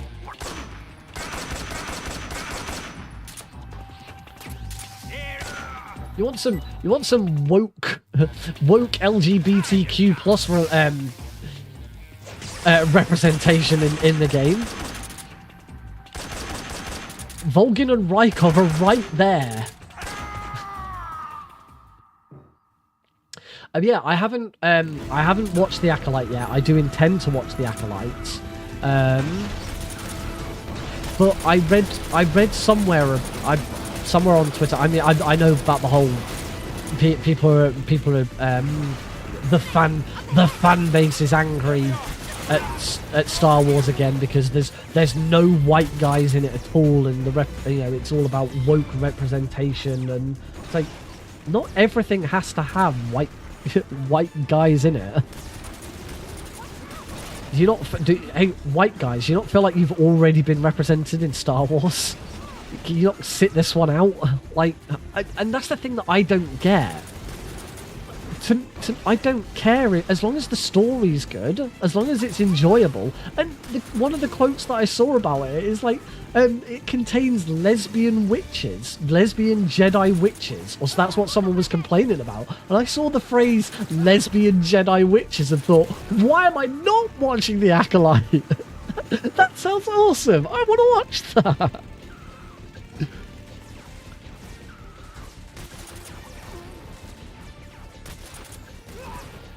Oh, and also they were arguing about fire in space. And about fire in space is not realistic. You know, the fire and explosions that have been happening in Star Wars since A New Hope. You know, in the sci-fi show about space wizards who move things with the power of midichlorians. But fire in space is unrealistic. You know what else is unrealistic? Every single noise you've ever heard in a space fight. Because space is a vacuum. There's no noise in space. But it doesn't matter, because we suspend our disbelief to enjoy the fantasy. Oh, it's tiring as fuck. Agent Dark. I'm not sure, bro. Not sure who that... Again, I don't know that much about The Acolyte yet. As I said, I do intend to watch it. I'm watching other stuff at the moment. I still need to watch Tales from the Empire. Looking forward to watching that. At the moment, I'm currently watching the original series of X-Men, so that I can watch X-Men 97. Because I've been told X-Men 97 might be the best thing Marvel have ever made, which is great. I can't wait to start watching that. But because I never watched the original series, I want to watch it, and I want to understand and do it properly. It's been great so far. I'm just about to hit the Dark Phoenix saga. So I'm really looking forward to the Dark Phoenix saga. I'm looking forward to actually seeing it done well, as opposed to the 2 movies that I watched where it was an absolute abomination. It was only earlier this year I finally got round to watching X-Men Dark Phoenix, and oh my god. That really was, like... It was so... The most disappointing about X-Men Dark Phoenix was that it was so clear that none of the actors wanted to be there. They had so checked out. It was so heartless. Magneto was not necessary at all. Magneto could have been absent from the film and it wouldn't have made the slightest bit of difference. His role in the film was pointless, and which is a shame, because I think Michael Fassbender is an absolutely fantastic Magneto. I mean, go back and watch X-Men First Class, and his performance is incredible.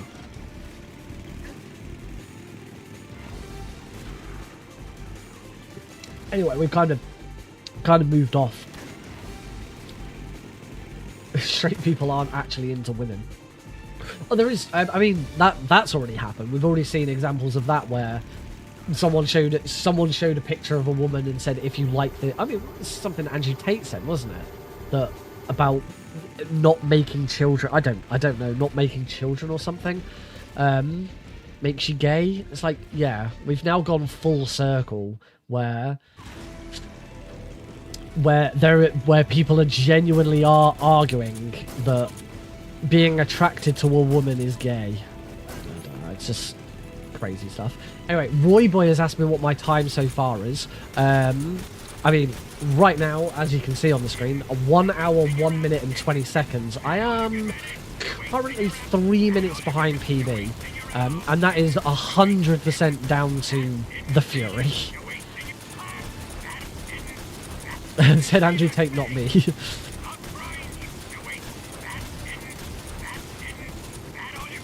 I mean, all I can say to what Andrew Tate / Milo just said is thank God I had a child to prove that I'm not gay. I didn't know that having a child was the thing that proved that I'm not gay.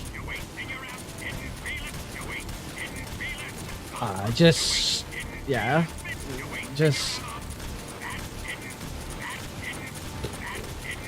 the thing is it doesn't mean anything to most people, and that's the thing that so many of these people arguing about this don't understand. You know, these we go back to Star Wars and the people who are saying that it's atrocious to treat the fans this way and you wouldn't be anywhere without the fans and stuff like that. It's like, no, if the hardcore fans that have got a problem with the Acolyte didn't watch it, hasn't the Acolyte already? I'm pretty sure the Acolyte has already had its figures revealed, and it's like the best opening for a live action Star Wars show so far or something, because the fans TM don't matter.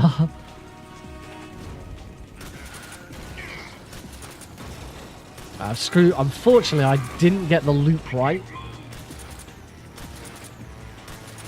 That initial shot wasn't quite right.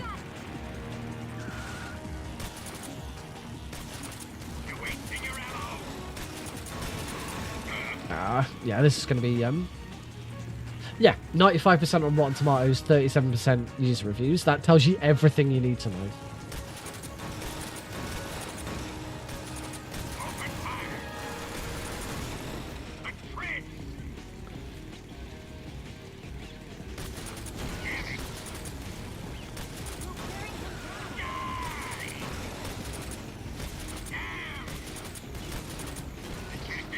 I think the other thing that people forget as well is not everything has to be for everyone. If you don't like the Acolyte for whatever reason, that's absolutely fine. There's plenty of other Star Wars out there for you to watch. It's not like there isn't an absolute complete slew of Star Wars content out there for you to enjoy.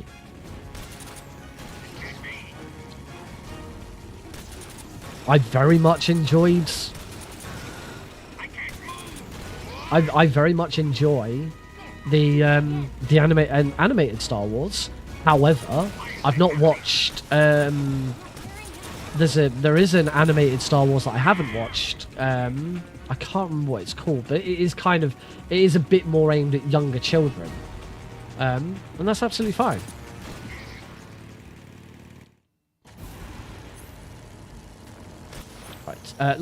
That fight did not go very well. Luckily, the fight against Volgin here in round 2 is significantly easier.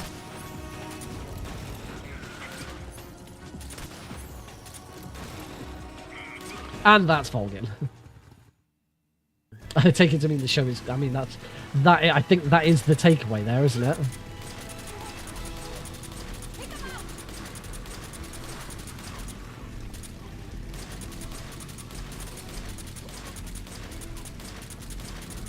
Got him. Yeah. What the thing to take away from all of this is that Twitter is a massive echo chamber. People who say that the fans are absolutely in uproar, it's not that the fans are absolutely in uproar over the Acolyte, it's that the echo chamber that they see on Twitter is absolutely up in uproar. Twitter primarily shows you the opinions and posts of people who like the same things as you, enjoy the same things as you, well, like the same posts and retweet the same posts as you do, and your followers. Yeah. Oh, I mean, the whole Twitter introducing private likes now. So likes are now privatized on Twitter. You could as a user looking at your own posts, you are still informed. You are still informed by notification who has liked your tweets, but you cannot go back. You cannot then view who has liked your tweets. If that makes sense. Which it shouldn't do. There we go. Make sure I take them out. Yeah. Twitter will give you a notification and say this person has liked your tweet, but you then can't go and look at the likes of a tweet and see that again. Which makes me feel like this hasn't been done correctly. And I only know, and you can already tell that it hasn't been done correctly, because if you go to any tweets or go to one of your own tweets, you can still hover over. You can still hover over and click on the bit where it shows likes, as though it's a button that will then open up who's liked. If you go to your tweet engagement, you can still click on it. It will still, it still has a highlighting function and a click function. It's just it's been disabled because it's been rushed and quickly put into place without proper thinking. It's crazy to me that it was only like in the last month or so that that the URL is now actually X. X has redirected to Twitter for quite a while, but now if you go to twitter.com, the URL will update to x.com. Beforehand, if you went to twitter.com, it would remain as twitter.com. Oh, yes, shoot the log indeed. Do not on European Extreme avoid shooting that log. You will die. That log is painful. Yeah, the whole thing with private likes is just there to allow people to hide. It's so that people can like whatever they like now and not get called out for it. Which someone I say someone as though I don't know who it is. I know exactly who it is. I'm going to say who it is. Made a very good point. I'm, as I've already announced, I'm running Unmetal for GDQ Hotfix Passion Project on Friday the 21st of June at 3 a.m. in the morning for me. Woohoo! Another 3 a.m. run. Worth it. Absolutely worth it. So I'm running Unmetal for that, and the host of that show is a lovely speedrunner by the name of Amber Cyprian. And Amber made a really good point. They said that the having posts, having likes privatized makes their job more difficult when it comes to vetting people to appear on the show. Because as part of GDQ's vetting program, GDQ vets everyone who appears on the show. Because GDQ is very open about the fact that it is supportive of trans rights, supports LGBTQ+, supports all races and religions. GDQ is inclusive. Games Done Quick is inclusive. It's supposed to be available to everyone. So they do vet runners who are due to appear to make sure that they're not horrible people, they're not xenophobic or racist or bigots, whatever. And one of the easy ways of doing that, or at least has been until yesterday, is to see what their activity on Twitter is like. If you've got a potential runner on Twitter who is, since it's already been raised today, liking tweets by Andrew Tate, that's probably a red flag that they're not really suitable for an inclusive organization. No dead zone option feels a million times better. Yeah, it absolutely does. Tranking these guys doesn't count. No, they didn't die to. Go right. They didn't die to Snake. They died to they died to the floor. In the same way that shooting an explosive barrel and a guard dying by that doesn't count as a kill. It was the Snake didn't kill them. It was the barrel that killed them. Throwing them off a cliff? That was Gravity's fault, not Snake's. Power Up with Pride, I believe, starts tomorrow. I do believe they are. I do believe they are running from Friday. My runs are both on Sunday.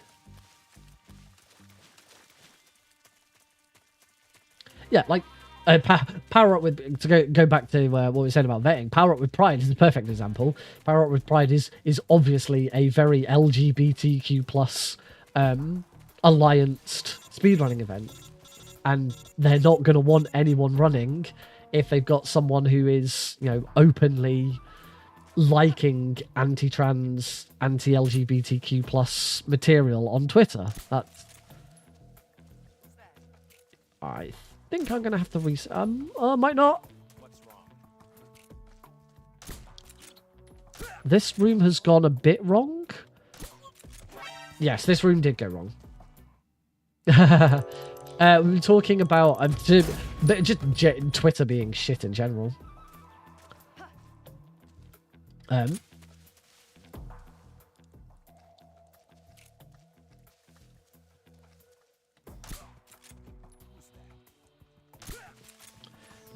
It all started with the whole people don't want the MGS3 remake to have political stuff added to it.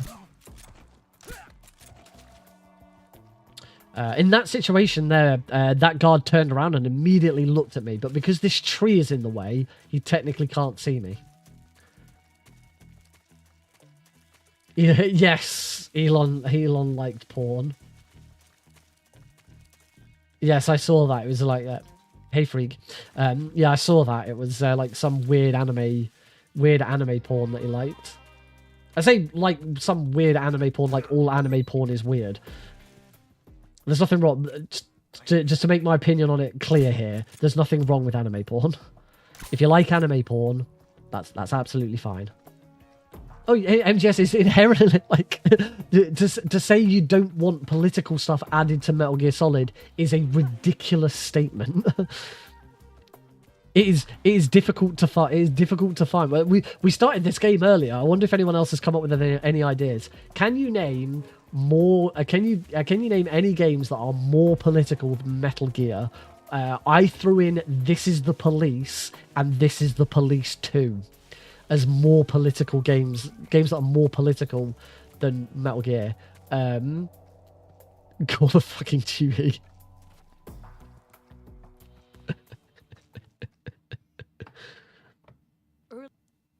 Let's see what you're made of. Alright, I'm going to concentrate on this fight, because I get this fight wrong a lot. It's the second Mosing Nagant shot that I usually screw up. New follower. Yeah, and I've messed it up. Sage and Jaded, thank you very much for the follow. Welcome to the Nick RP stream.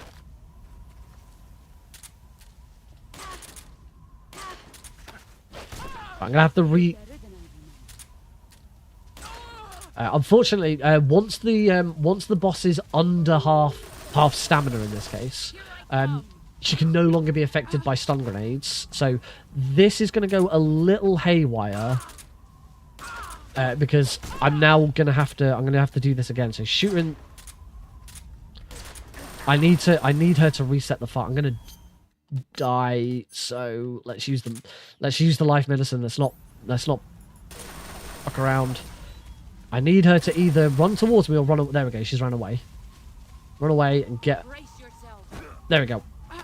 Should be able to finish the fight now. There we go. Done. I started a new game instead of doing New Game Plus. That's because of Keratins. Called the ambulance. Yeah, go on. What? How much more political do you get nowadays than war? Hey, even with that mistake, that was still a gold split. Lovely. So yeah. That's the end of the run. Well, that's not quite the end of the run. We do still have the to be honest, there's not really much point in going through the credits because this is still 2 minutes behind. Ocelot is very gay.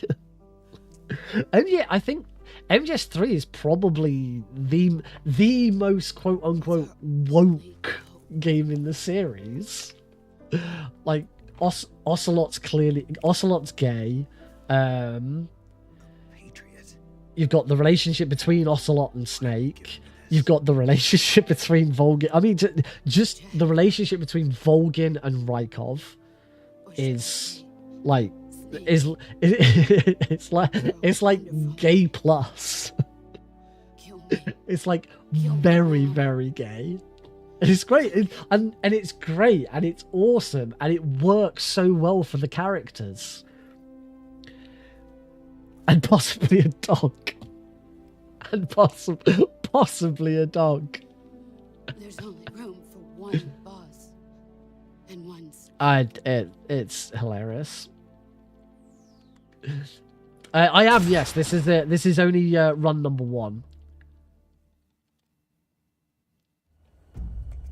Right, from here, I'm now going to return to title screen. There's no point. This run was not a PB. There's no point in going through all of the credits to the end to see, you know, just to see a score screen that shows me we're not doing it. We are going to take a break though. So here is your challenge during the break. It's not going to be a very long break. Just enough for me to pop to the loo, get a drink. You should do the same. Your challenge during the break is to come up with in the chat, post it in the chat,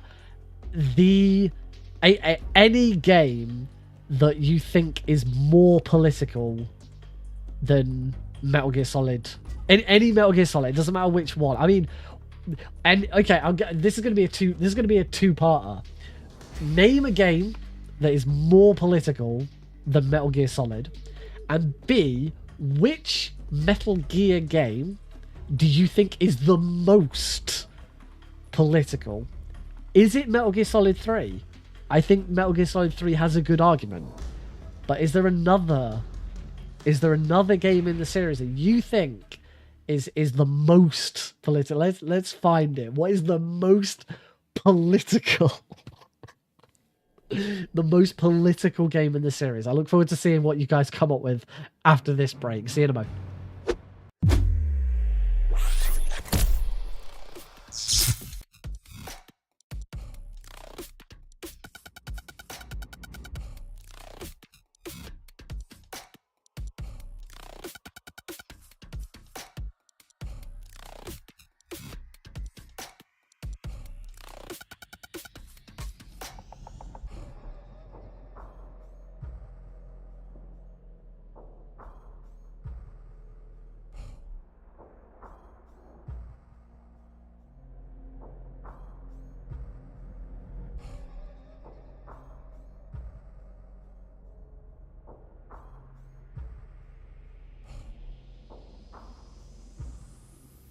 Warning.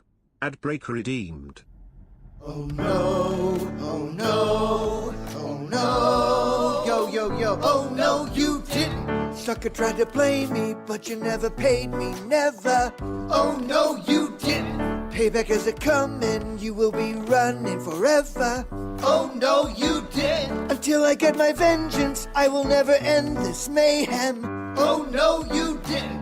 I'm a mercenary, you ain't got a prayer, you owe me. Oh no, you didn't. Oh no, you didn't. Oh no, you didn't.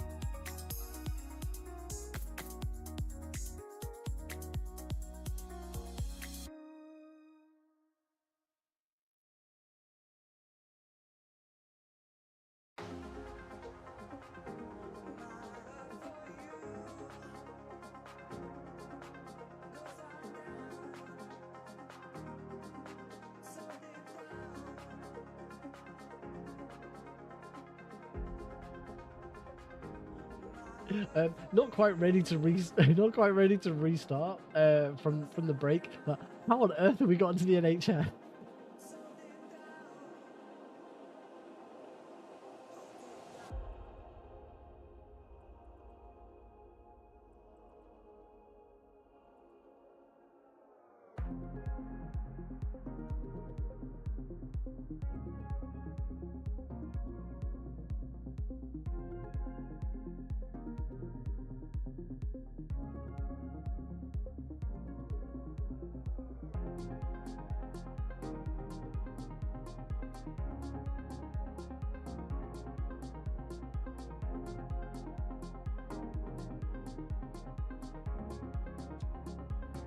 Oh my god, going back through the chat, how on earth did I miss Rusi saying, yeah, and who the fuck meows to call in your meow boys?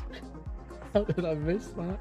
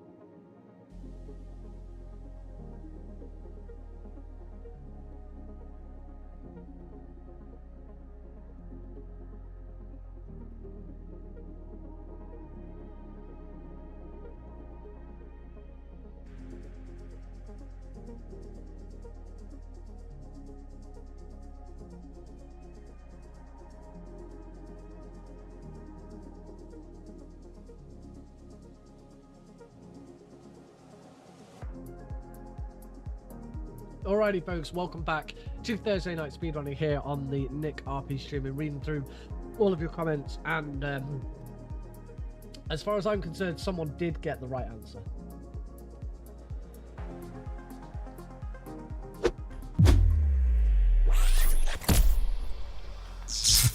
Hey folks,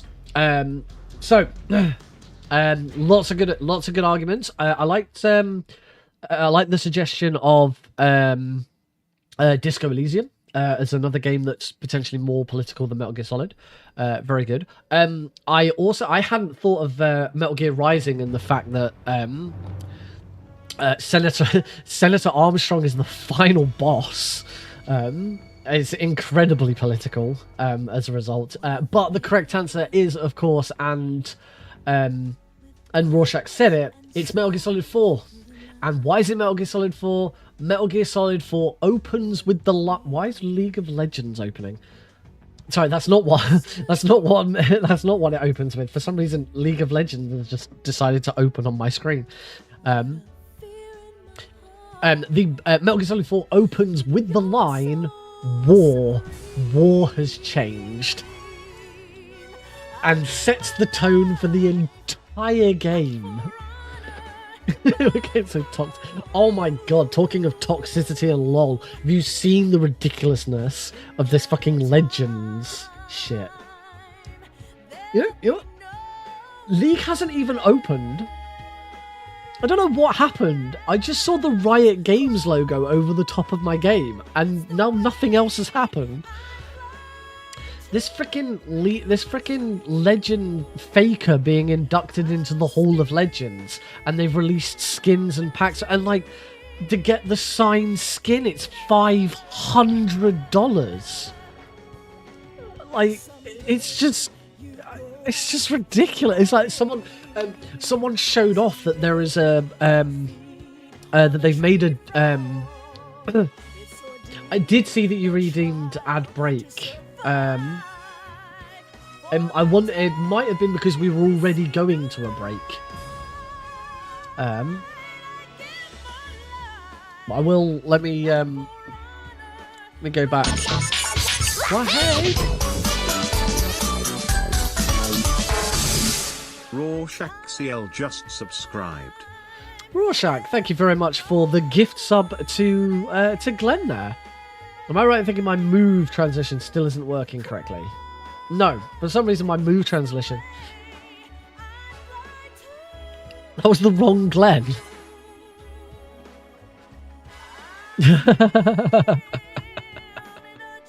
I don't know why. Yeah, I don't know why my move transition isn't working to make that ease in and out. It's weird. I need to have a look at. Need to have a look at it and see why that's not working. Because I tested it the other day. Who's a?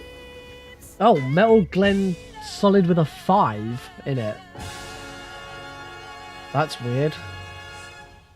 Anyway, yes, as I said, the correct answer is Metal Gear Solid 4. It opens with war has changed and sets the tone for the entire game. And yes, the NHS here in the UK is fucked because Tories. And now that the sub thing is over, my background light hasn't switched back on. God, I need to really fucking get onto Lumia's stream and fix some of this shit. Some of this stuff is not working as it should be doing. Right, Lumia, can I have my light back, please? Give me my light back on. Lumia, turn my light back on. Why won't you? I have to fucking reach down and find the fucking. There we go. Ron Perlman over whether war has changed or not. Oh, I mean, I think you could argue that it could be argued that Fallout is probably maybe not more political than Metal Gear, but Fallout's pretty damn political. Let's get through these credits, shall we?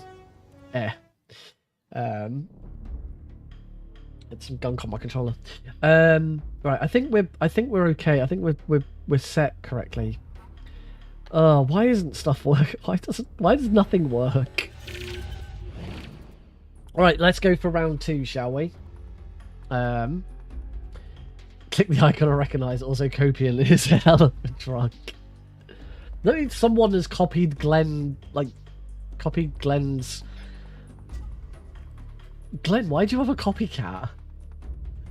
Presumably, or maybe it's actually Glenn's alt, because it is sometimes useful to have an alt Twitch account. A lot of some speedrunners, particularly if your partner, if you really care about your numbers on Twitch, will have an alt account for doing speedrun marathons. A lot of marathons ask for you to just stream to your own Twitch channel, and then they'll pick it up from there. So some runners, because if you're streaming like that, you don't want anyone watching your stream. You want them to go and watch the actual stream. So they'll use an alt Twitch account to stream to, so that it doesn't affect their numbers, which is perfectly sensible. Right, who's up for round 2? I certainly am. Hopefully we can have some more light-hearted conversations in round 2. This should go.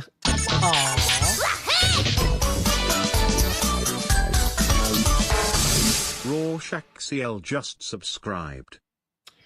Rorschach, thank you so much for the gift sub to the correct Metal Glen Solid. That's very kind of you. Right, I like MGS3, European Extreme. 3, 2, 1, go. So the game should be a little bit quicker on round 2. It's not going to affect the loading times, but there is loading trick in on the Master Collection. So the game is somewhat cached, and some loading times will be a little bit quicker as a result. But it doesn't affect our speedrun time, because the speedrun is done in loading remove time, specifically to counteract that issue. Done it again. I just went down and grabbed the backpack just a little bit too early. I'm feeling it. This is the run. This is going to be the one. I haven't had a PB in this category in so long. I'm clearly due one. Like you saw the time. You saw the time that I was ahead after beating the end. I'm clearly overdue a PB in this run. Who knows? Maybe I'll save my PB for Power Up with Pride. That'd be nice, wouldn't it? I've PB'd at marathon events before. I once nearly got a world record during a marathon. In fact, twice. I nearly got the Unmetal Easy World Record at UKSM.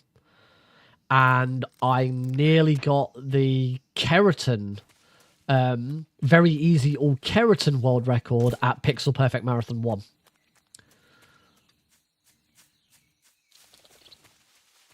One day I will world record at a marathon, and it'll be glorious. Could happen with Power Up with Pride, not with Metal Gear Solid 3. I will not be getting the world record for MGS3 at Power Up with Pride. I could with Mini Ghost though.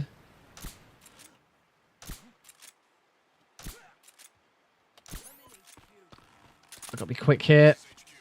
I have to shoot him before this radio call finishes. Got him. Now I have to move quickly. I should be fine. Yeah, all good. Even though it looks like Snake and the guards do pass each other, it doesn't matter. As soon as you've left that area, you're done. Shoot that guy. Roll up the hill. Shoot that guy twice. Roll up the hill. Successfully roll this guy. Got him. And we're good. Is that faster than shooting the beehive? Yes, the shooting the beehive is really slow. Because you have to wait for the beehive to drop. You have to wait for the beehive to drop, for the guard to run away.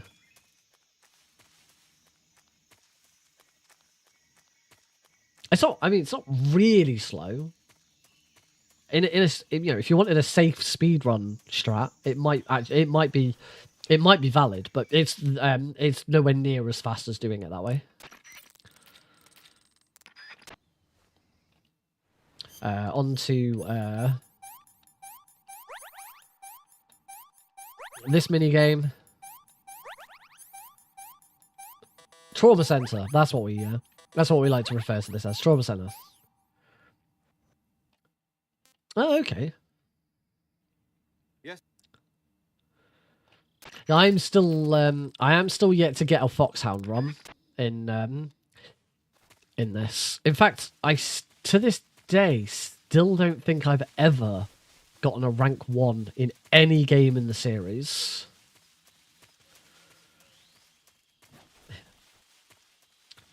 Rorschach was very nice and went back and then gifted you the correct sub. Well, that was very nice of him.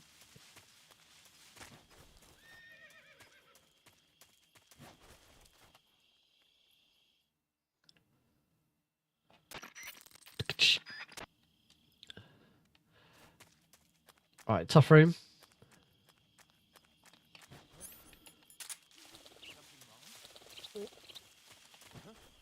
Yes! First try! Get in. Cook the stun grenade there. It silences Snake's footsteps so the guard doesn't hear him.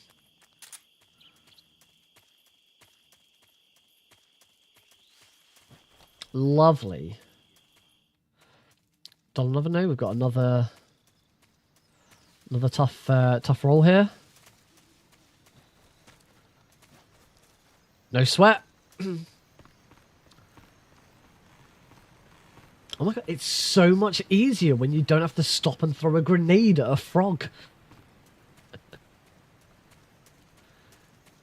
These last two rooms are some of the worst on all Keratons. For European Extreme, on very easy all Keratons, not a problem. Oh, that's a bit of news, by the way. The moderators of Metal Gear Solid 3 on speedrun.com are currently contemplating moving all Keratons from the category extensions onto the main leaderboard so that they can be properly properly separated by difficulty. I assume it's because it's the one category that has seen a lot of action. You know, a lot of gold. I do wonder if I'm correctly comparing. Okay, I'm going to concentrate on this fight.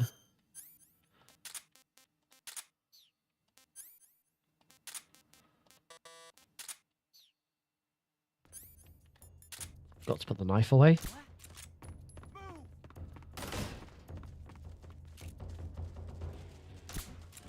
I think I shot that guy. That's a better roll. Let's go take a look. Yep, got them all.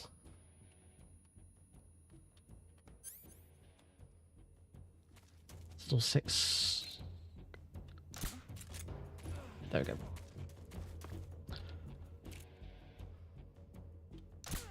Got him.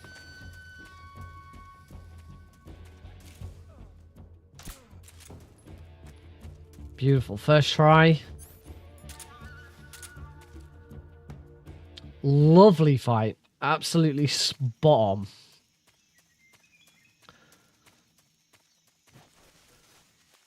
Wunderbar.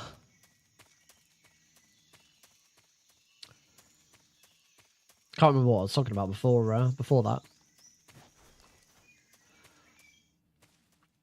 I know what I'll say. Big thank you to Rorschach for the gift subs. That's what I can say.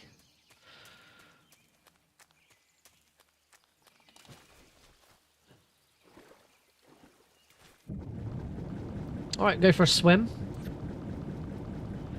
Swim over to here.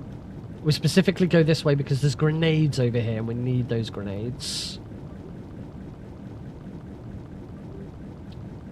So grab grenades. The ammo doesn't hurt as well. Cure, get rid of the leech. Hope I don't get another one before I get out of the water. Do a roll so we move through that call. Snake, whenever you get a call like that, Snake immediately stops. So it's very important that you roll before that call starts, so that you continue to move forwards whilst the call is ringing. This is quite a tight room. You have to make sure that everything in this room is done nice and quickly. Shoot over there. Climb the tree. One step. Drop down. Swap to the Mark 22. Box. Box will distract a guard. Wait for the subtitles to disappear before rolling through.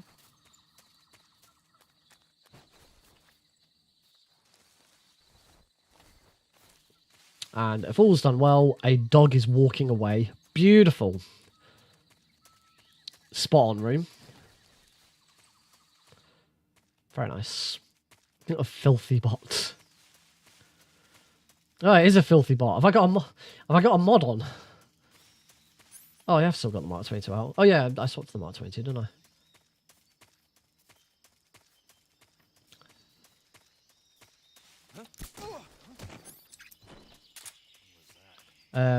I typed slow said she had to go somewhere else. Yeah, that was it.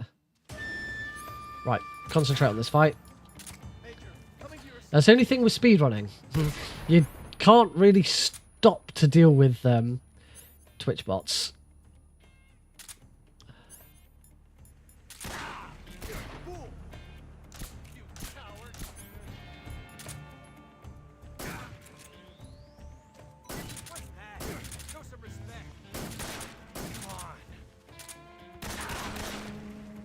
Technique?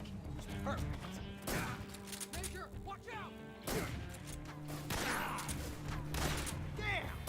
Got him. And a quick finish. From hell's heart, I stab at thee.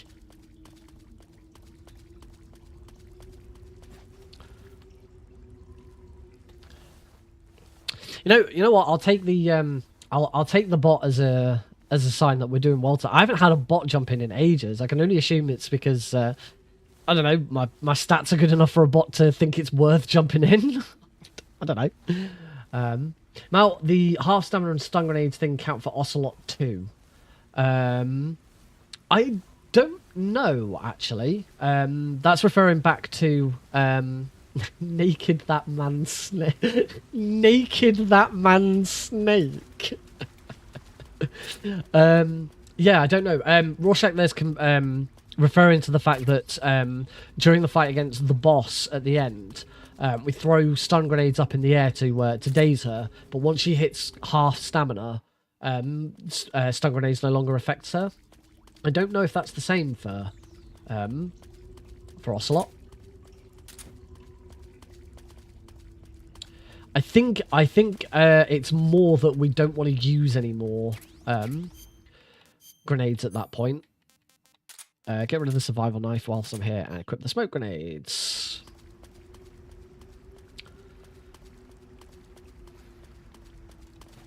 Grab the life meds. Alright, it's going to concentrate on this fight now.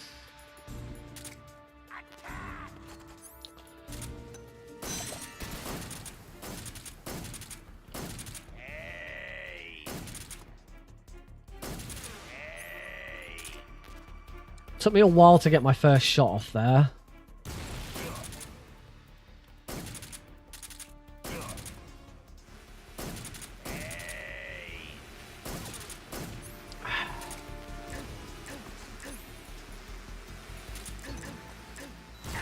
Damn it. Just not quite right at the end there. Unfortunate. Again, it's going to be quiet.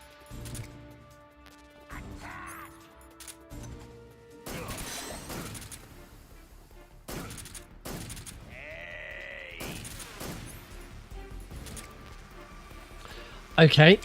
Why am I being attacked by bees already? Oh, and now he's going to spin. He's going to... Oh, this is...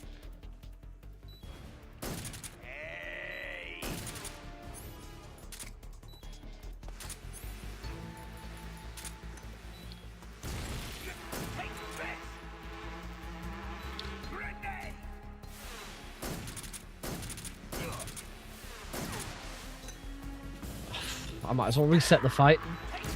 Is this the first time? No, this is not my first time playing. Be crazy to do a speed run for my first ever time playing MGS3. You know what? We're gonna jump into Metal Gear Solid 3. We're gonna start with a European Extreme speed run.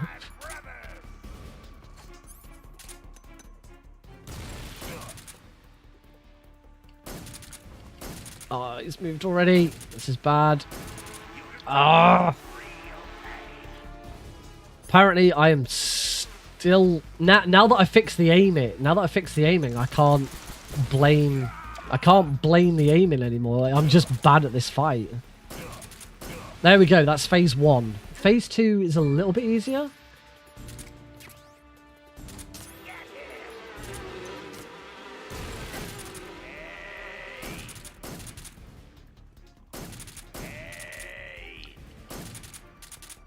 Oh, that was unfortunate.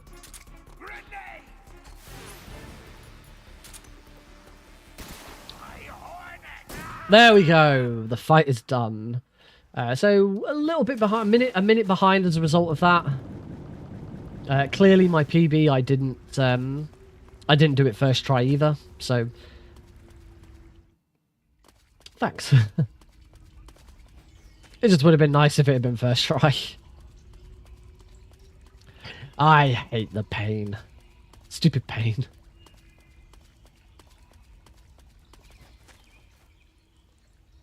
What day is the marathon? I believe the marathon as a whole starts tomorrow, Friday.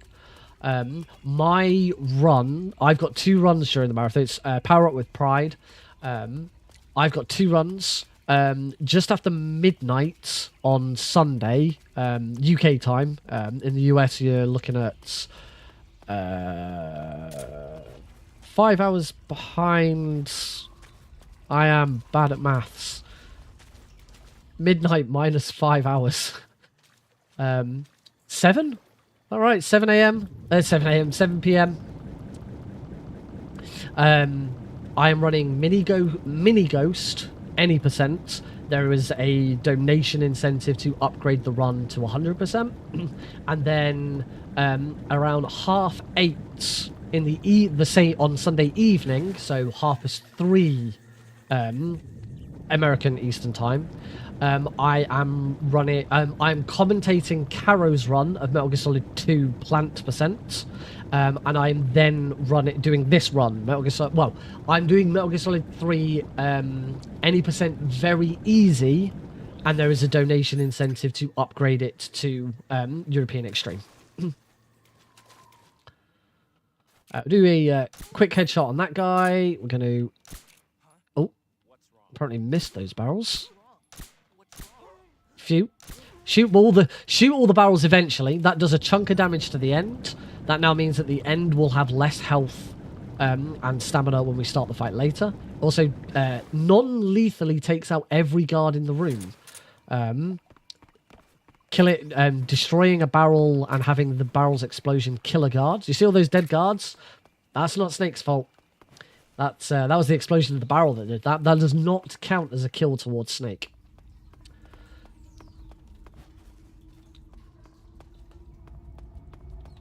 It is interesting that they managed to actually hard code it in that way, because it wasn't always the case.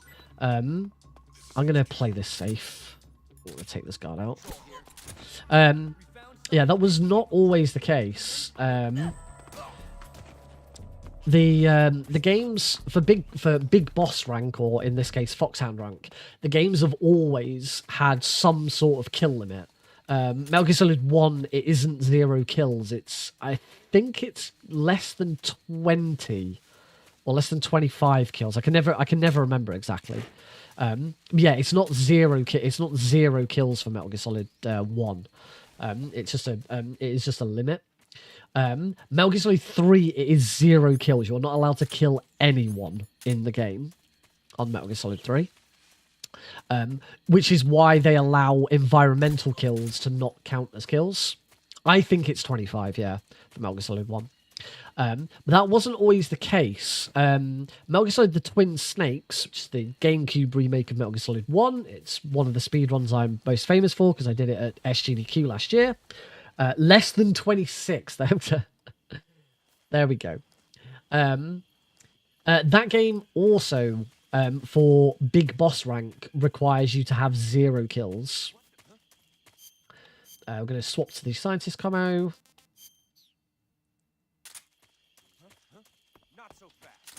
Reset those guards with the box. Extremely European run with the runner and commentary all speaking outrageous accents. That'd be great. I'd be up for that. This is all skeleton flags. Extremely European. I can't remember what the French word for frog is now.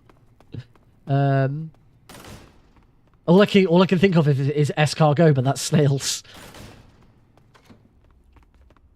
Never mind. Oh, I got lucky there. That scientist almost Grenouille. It could be Grenouille. That scientist almost had enough time to realise that I was not a real scientist, because I screwed up. I screwed up opening the door. All the tricks and all the stuff we do in this run, and the biggest problem I have is opening a door. Grand oui. There we go. This is all grown we. Extremely European. That's the best you're getting out of me. Oh dear. What were we talking about before? Before? Oh yeah, marathon runs. Again, reset the guards. Trying to take me back to prison. And then now that we're here, camouflage. We want the animals camo. We also want the Mark 22. I'm going to take the silencer off. Gatekeeping scientists. I'll tell you what is or isn't science.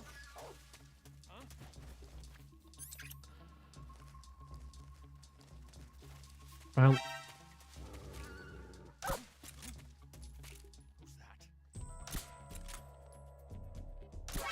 Damn it! Don't know why that dog... I don't know why that dog clocked me there. That was weird. The science of stealth.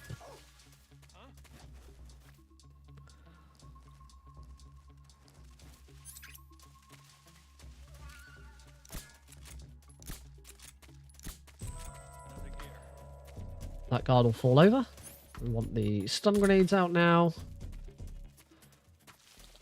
And move into the boss fight against the Fear. Now, the Fear fight is a bit of a joke on most difficulties. It's actually another example of a fight that's harder on very easy than it is on... You can do this trick on very easy. It's just quicker to do the other trick. Just going to wait for the Fear to start walking towards me. Revive. Throw the stun grenades. Walk here, get out of the way of the things, and he's going to get taken out by the log. We now want a cure. We're going to get rid of the venom poisoning, and we also want to go into the backpack and equip the cigar gas spray that we picked up.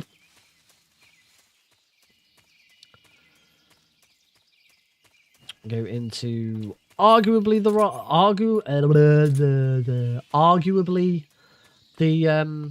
hardest room in the game, Warehouse 2.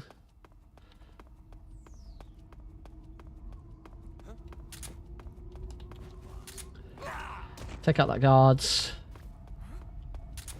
Oh, I missed the box headshot. That was I was all over the place there.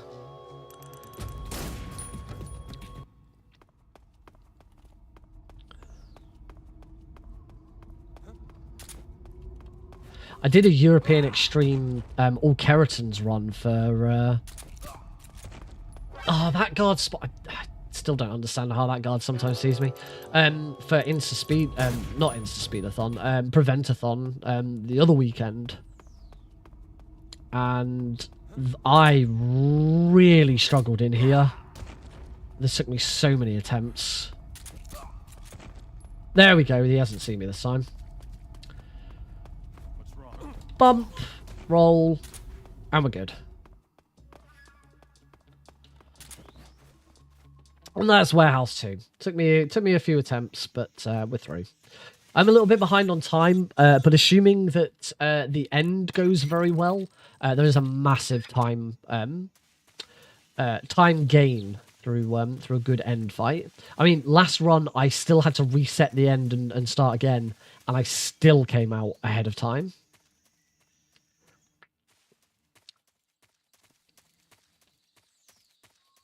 I was on a trail of thought earlier, and I can't remember what it was. I got completely sidetracked with the extremely European. Take that guy out. Gonna shoot over there.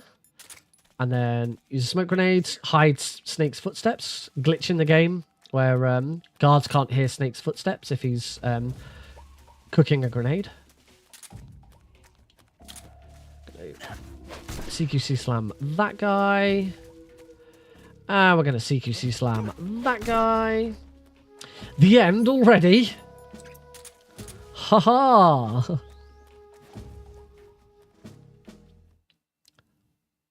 All right, let's make a good fight of this. So I could do with this being good.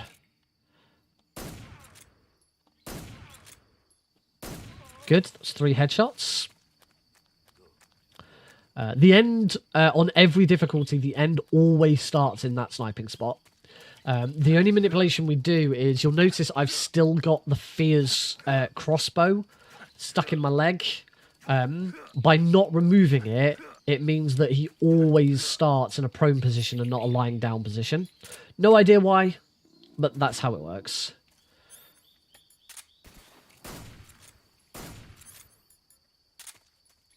There we go. We've by making that noise after waiting a little bit of time, we forced the end to teleport. Teleport him to there. And then we're gonna do a combo to keep him here. Punch, punch, spray. Punch, punch. Holding him up there didn't. Holding him up there didn't work because he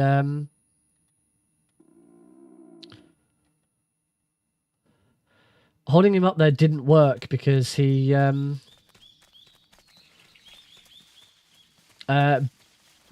turned around.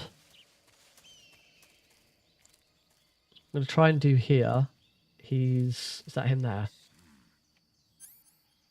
I was going to try and... I don't know if he knows I'm here.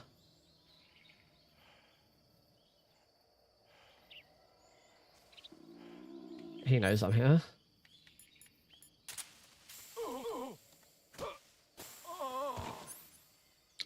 Should have tried to put him back in some sort of loop there.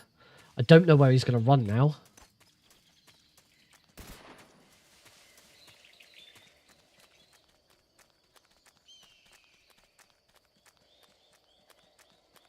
Nah, this is screwed up. I haven't got any spare grenades. Nah, let's start this again. Completely screwed. Yeah, I should have tried to get him back into some sort of loop, but yeah, didn't. It's right. We'll just reset the fight. Try again. Yeah, incredibly scuffed. Yeah, my initial position behind him wasn't very good. We'll try again. There we go. Yeah, you got to make sure that your positioning is good. 1, 2, 3, 4, 5, 6, 7. That's the amount of time we need to wait before making noise. There we go. The end won't teleport straight away. You have to wait a certain amount of time. But obviously blinds him. Stand behind him and get close. That's better. Hold him up.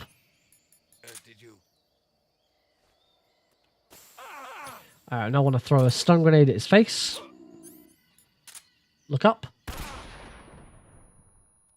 Now I want to throw a smoke grenade at his face. I can't see. 2 lots of cigar spray. Try this on for size.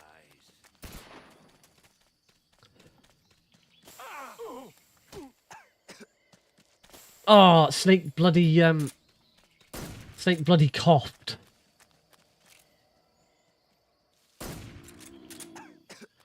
Bloody hell, I couldn't hit him with the... Oh, he's just there. There we go. I couldn't hit him with the final... There we go. 1 minute 30 ahead now. Yeah, I couldn't bloody hit him with the cigar spray again because Snake coughed. I hate Snake's coughing. It causes me so many problems. I want to equip the Mosing the Gun now.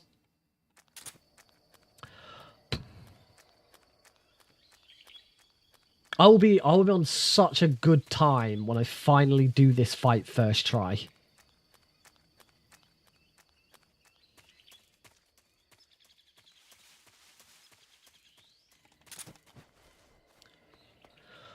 Oh.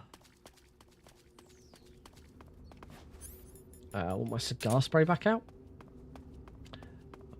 Alright. And as always, we're going to take a musical interlude.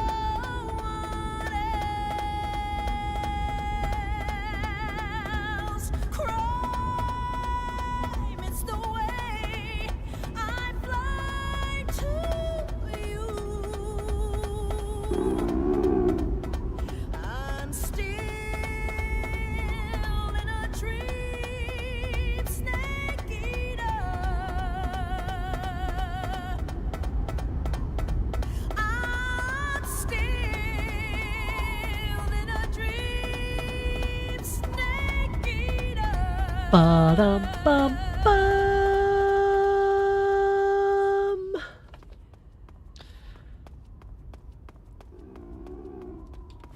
Beautiful. Lovely. It is nice that most marathons will let you do it as well. I do remember doing a marathon once, and I said we're just going to be quiet. And the moment I then shut up, the host or a commentator jumped in and started chatting. It's like, no, don't do it. Everyone loves this moment.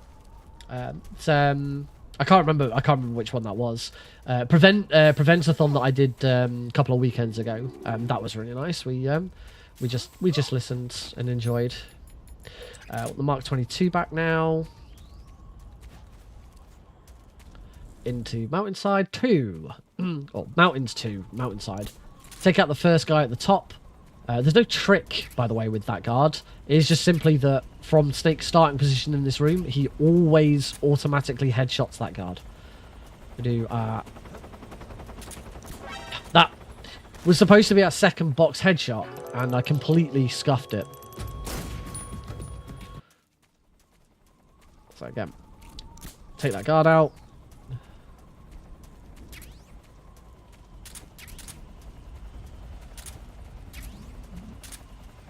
Completely scuffed it because I got caught on that rock. There we go, that's better. Silliest outfit on. That works. Oh. That is not the first time I've shot that vulture. Trying to deal with that guard.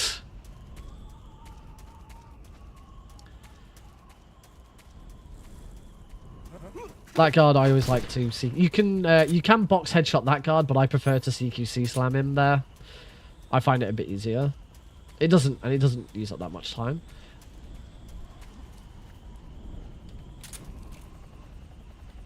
There we go. Again, neither of those counted as kill. Neither of those counted as kills. I remember the trail of thought I was on earlier. We were talking about twin snakes and kills. Grab the RPG-7. That's what we were on. So twin snakes and kills. So in this game, environmental kills do not count as kills in the stats. The game is coded so that any environmental kills just don't count towards Snake's kill count. In Twin Snakes didn't have environmental kills. But for big boss rank, you were required to get 0 kills. And so they did a funny thing. It's only recently that I've noticed it. If you're... Wow, that... With because this is run number 2, that loading time was, like, instant. So there you go. Proof that loading trick is on the PC version. It just doesn't... We don't have to worry about it, thanks to loading remove time instead of IGT. Let's get that roll right. That's better. That's how that roll should be done. Alright, let's not lose all of my time on the Fury. So yeah, in Twin Snakes, you have to get 0 kills on Extreme in order to get Big Boss rank. During the escape section, you have the guards guarding the area, and you have to kill them. You have to get by them. But there are barrels that you can use. As I said, the game doesn't know what an environmental kill is. It's not something that exists. I'm just gonna concentrate on this fight for a second. Oh, he fell down. Thanks, Fury, for landing right in front of me, you piece of shit. Not a lot I could have done about that.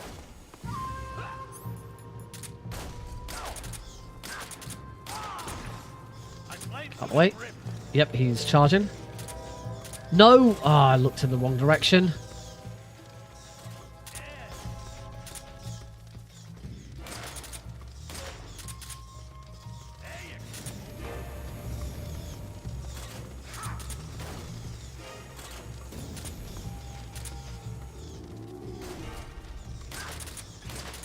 What?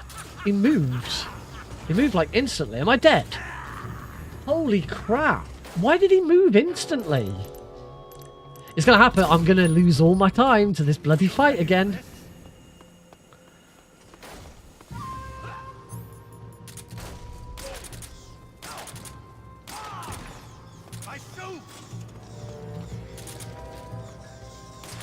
Oh, fucking missed.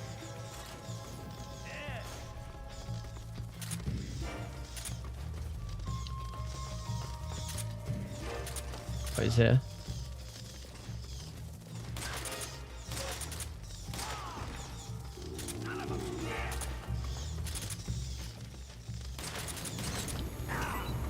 Dead again. Right, yep, there we go. The Fury is a goob. The Fury's just the Fury. I feel the thing is I feel bad because I know that it's just me messing it up.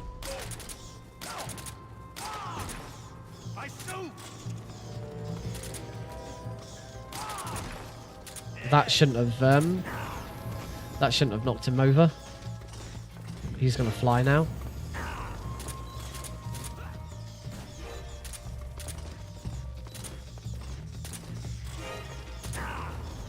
Oh. Bye-bye time.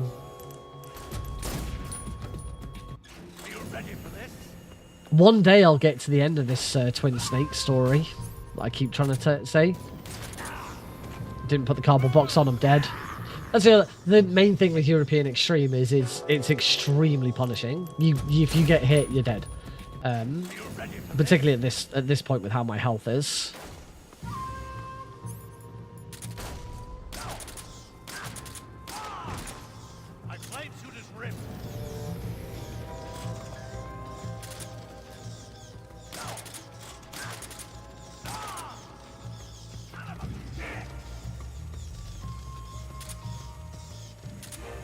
There he is. Where's he coming down?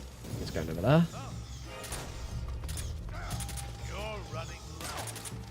Whey! Finally. Good, good. We got there in the end. Christ.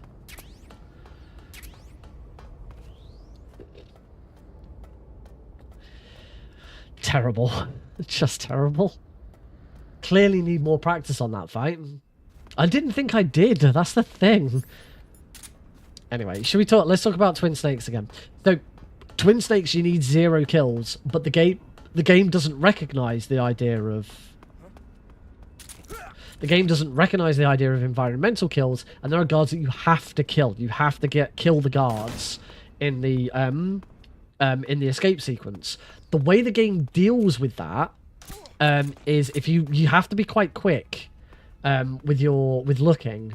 When you shoot the explosive barrels in that section of the game, in the escape section of Twin Snakes, when you shoot those barrels, it knocks the guards out. They disappear. Once they've been hit, they disappear. Don't think I've got this right. No, Rykov's not here. Yeah, the guards disappear, but for a very short amount of time. For a very short amount of time, if you look at the guards on the floor, you will see stars above their heads. The explosive barrel knocks those guards out. I can hear Rykov running across the... Nope. Still haven't got it right. So that's how the game deals with the fact that you need to have 0 kills, and that's a section where you have to kill someone.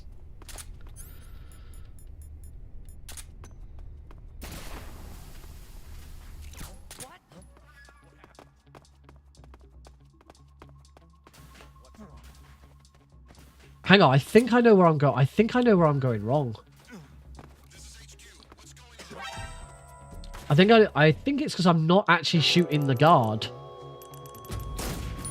That time I didn't shoot the guard. I just shot.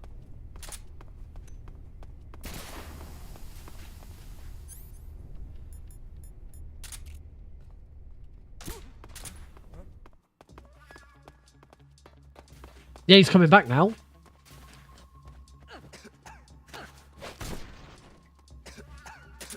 Great.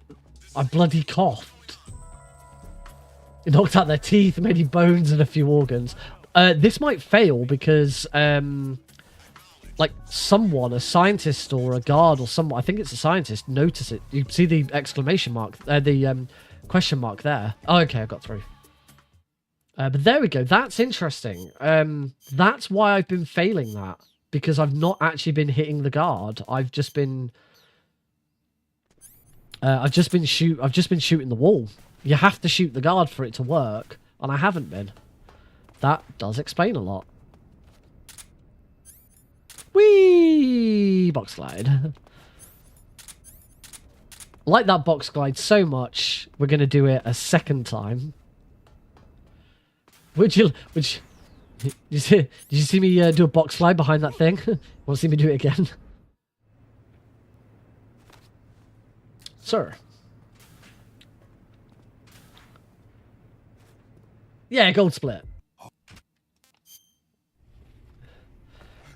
As always, I mute the game audio here. It's particularly nasty audio. So yeah, we don't listen to that. Oh, whilst I'm now that I'm here, I can go back and ban that bot.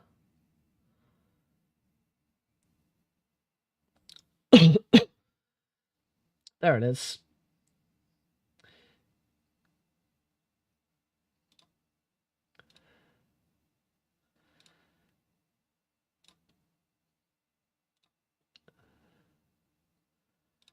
Ban. There we go.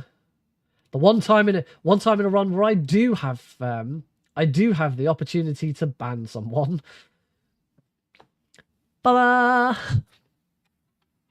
That was lovely.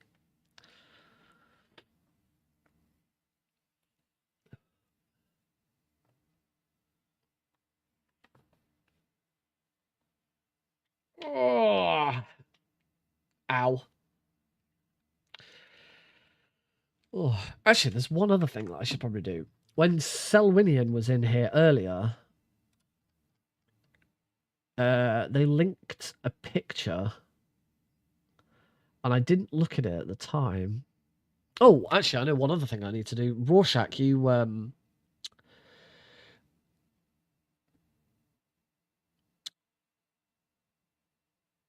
where's my queue?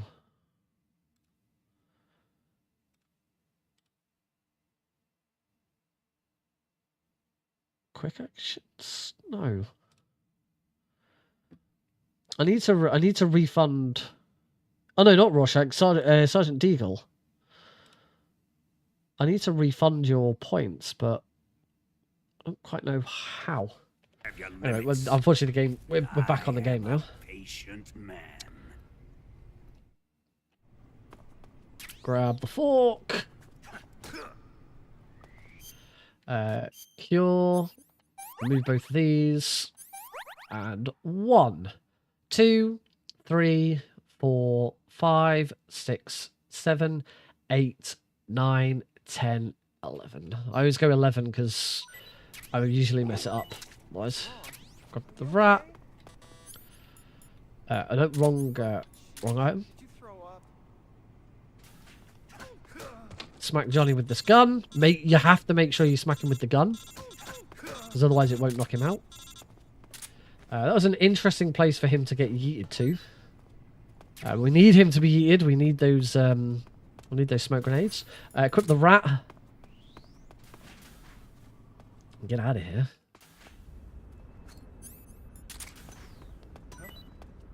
What's that sound? Ooh, baby, what's that sound? I do need to find a moment to do something. I accidentally forgot to put the my Twitch chat back, so I can't actually see anyone's messages right now.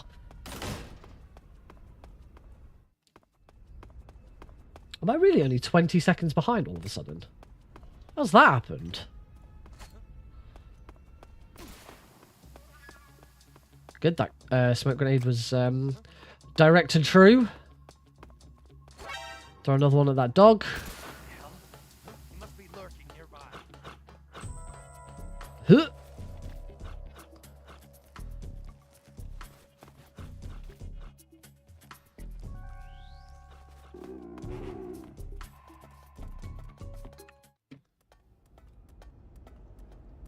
Yeah, I can read chat again. Oh, I can read. I typed Slow's messages.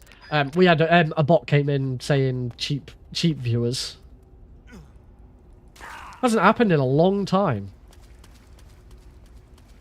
I say I take it. I'll take it as a sign of the channel doing well today. A bot has felt that it's actually been worth jumping in the stream.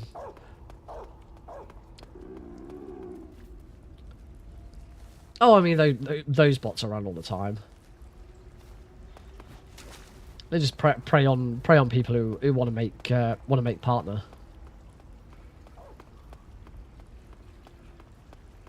I have absolutely no doubt that unless some miraculous things happens, there is no way I'm making partner, and that doesn't bother me. Would I like to be partner? Absolutely. I'd love to be partner and have a better revenue stream and, you know, earn a bit more money from this. But not having fun on stream. Just having fun and being able to stream and being able to chat to people. It's way more important for me.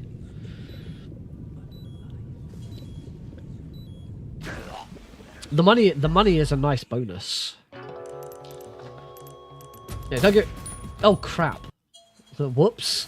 I was supposed to use the revival pill there. Well, there goes that time that I pulled back.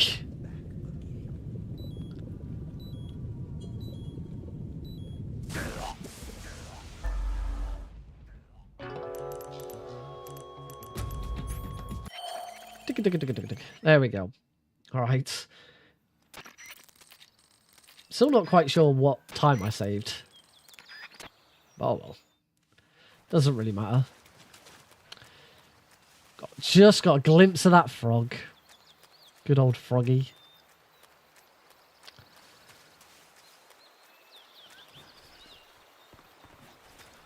Nice roll over there. Very dangerous roll, that one. If you fall in the water, it's a massive time loss. You lose about 30 seconds falling in that water.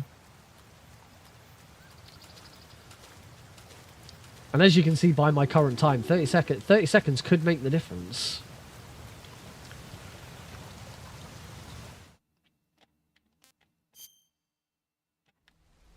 Right, Act 3, here we go.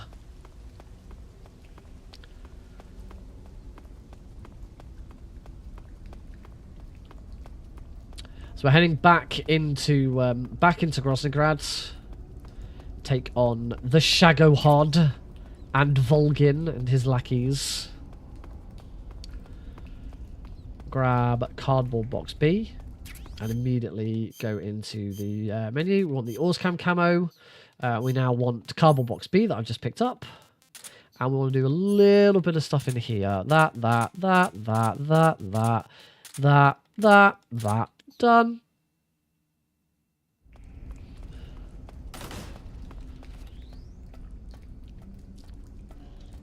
We are now all set for the end game. We shouldn't have to go into the menu again. The only... Oh, I should have equipped the life meds, actually. It's the only thing I should have done.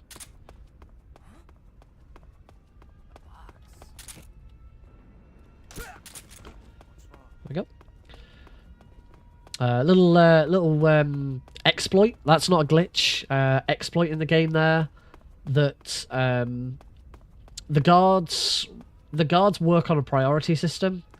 And the priority of seeing a cardboard box wandering around is a lower priority than... I'm now ahead of time.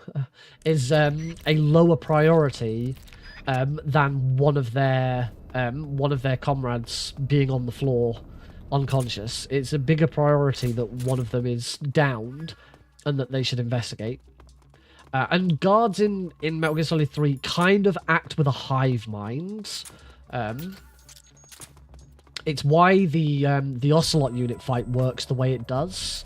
Where we shoot 3 guards before the stun grenade bit, and it doesn't matter whether you headshot the second and third guard. The very first guard you can't headshot.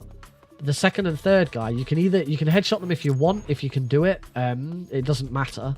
And the whole point behind it is that the entire Ocelot unit share a hive mind. So when you shoot one of them and that guy is distracted by the fact that he's been shot, the rest of them are affected. And that's why that fight works. It's going to kick Volgin to the floor. Not remove anything. Behind him.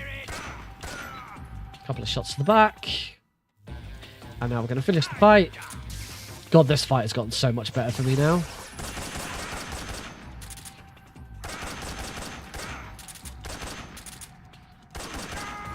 Look at that. Beautiful Volgin fight. Onto the bike chase. I won't be... This is where my no-kill rule goes out the window. Mainly because I'm on PB pace at the moment. And I don't want to ruin that PB pace by dying to the bike chase. It's something I really need to practice properly. Taking out the guards non-lethally. There's only like 2 guards that are actually really problematic with doing it non-lethally. I just need to practice those 2 guards. The problem is it's difficult to practice the bike chase. And there isn't an... well, there is a the only suitable emulator for practicing with like save states would be a PS2 emulator. I'm running the PS2 version of the game. You can emulate the HD edition on Xenia, the Xbox 360 emulator. Oh, have I gone new game? I bet I've gone new game plus.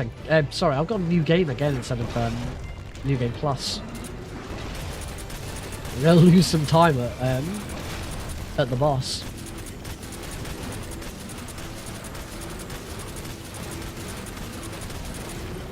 Anyway, I don't know why I suddenly thought of that there, but I did.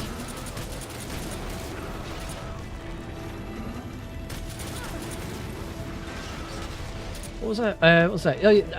Yeah, you can emulate this on Xenia, the Xbox 360 emulator. It is legal for speedrunning.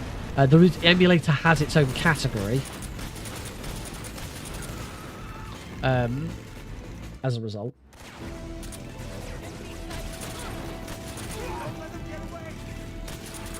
But Xenia does not support save states. I've had a bunch of gold splits. That's really nice. It's a tiny little. The other advantage of not killing guards here. Sorry, the other advantage of killing guards here is that you can just keep the RPG out. You don't have to keep going into your weapon menu. And of course, not going into the weapon menu does mean that you are saving a little bit of time.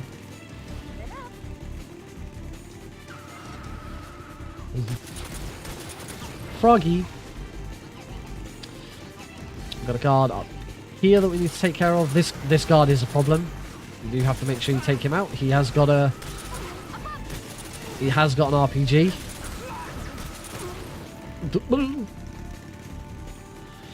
It's the final guard in this room is him. He's got an RPG and it will just kill you if you don't take care of him.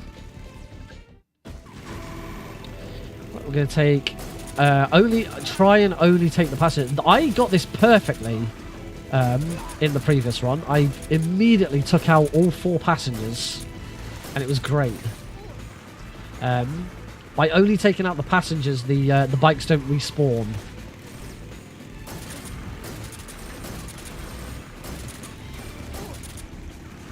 And you're left with only the drivers. The drivers will shoot, but they are lousy shots. There we go, we're done.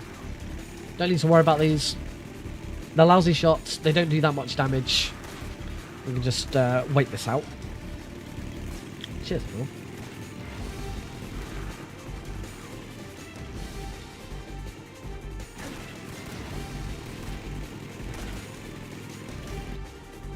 I got a confession to make. Store brand cola. Not Coca-Cola, not Pepsi Max. Store brand cola. It's all right. We're trying to save money. Heidi and I are trying to save money at the moment.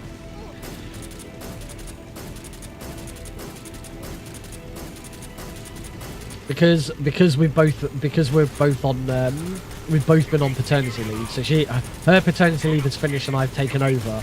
We're at the point where we're now only earning the absolute bare minimum from paternity pay, which is not a lot.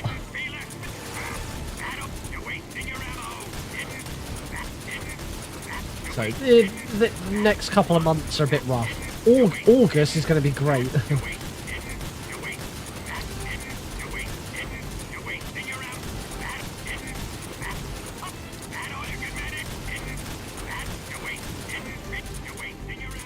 Oh.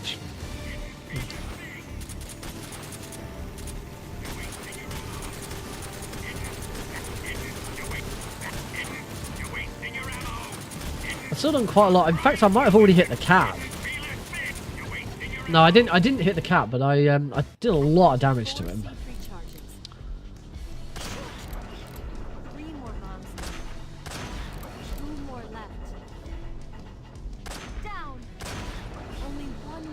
One left. We go into shoot it from here. Snake's aim is perfect in this view. Keep your aim steady. Keep your aim steady. Here.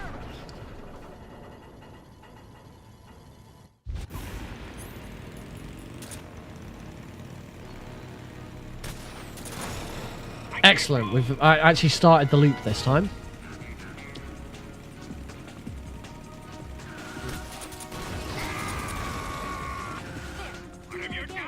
1, 2, 3.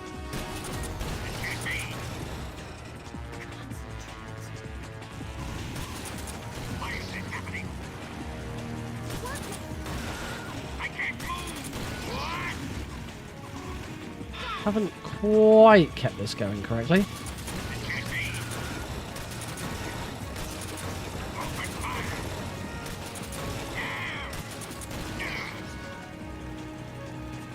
I'm not doing too bad actually. 1, 2, 3.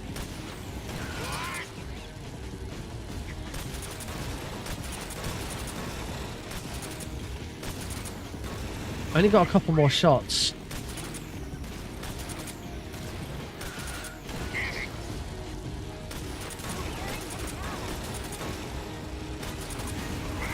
Oh, one more hit. What have you done? Gotcha. Not too bad. Going to phase 2. Shoot Volgin. Oh, no. RPG.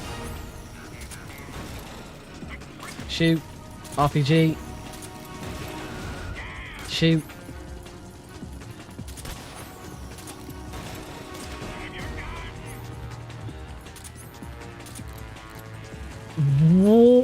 What happened?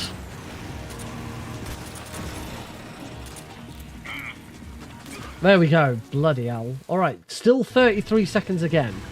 Hey Fatix, welcome back. After everything that's happened, I am still on for a PB. I'm quite surprised.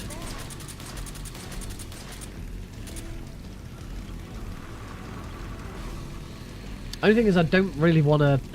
With knowing how badly this has gone, I don't really want... I wouldn't submit this. If it's only 33 seconds, I want a run where, like, the pain doesn't take 3 or 4 attempts. The fury doesn't take 3 or 4 attempts. The end only takes 1 attempt. I'm not really going to be happy submitting a run with a 30-second PB when I know that I should be going for, like, 5 or 6 minutes. So yeah, even if this is the PB, I'm not going to do anything with it.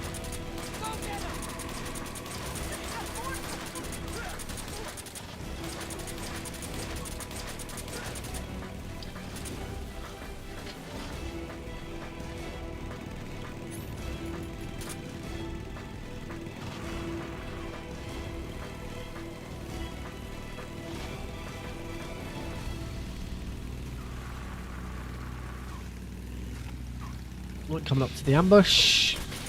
Switch to the RPG because I just don't want to take. I don't want to take tons of damage here, particularly as I'm on PB pace. So don't want to be taking a bunch of damage and dying at this point. It'd be terrible. Particularly as we've got this. There's a couple of RPG guards here. There we go.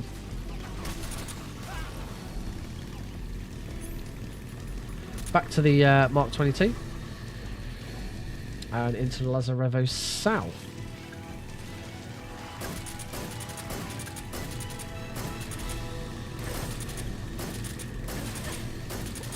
Got him. Took my time. Got him.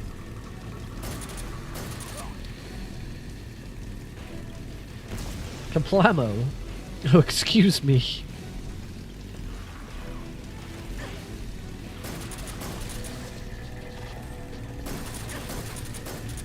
It. Priority should always be the one at the one in the middle. The one in the middle can get into a really nasty position where he's directly above you and you can't hit him. The only thing you can do to stop him is whip out your RPG and shoot him. You'll take damage from your own RPG shot, but it's less damage than you will take from him. Of course, if you're doing Foxhound rank, that loses your Foxhound rank because you've got to take a... You've taken a kill. I did get him. So up to the SVD. You do absolutely need to shoot the log on this difficulty. It wrecks you.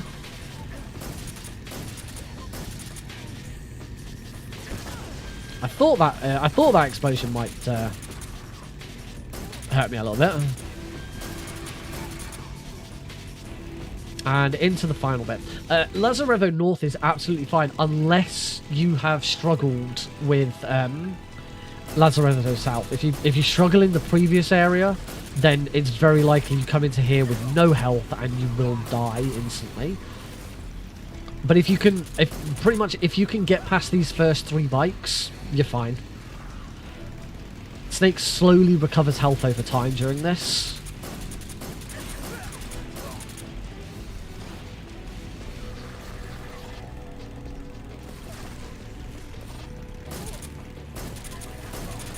Oh, look at that. It's 3 shots. Just kablam, kablam, kablam. Love to see it. Here, watch me do it again.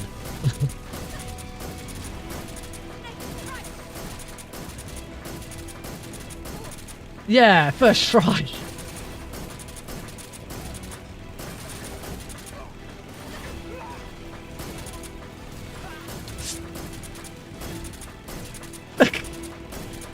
Cannot take this guy. Nay, got him eventually. Crikey.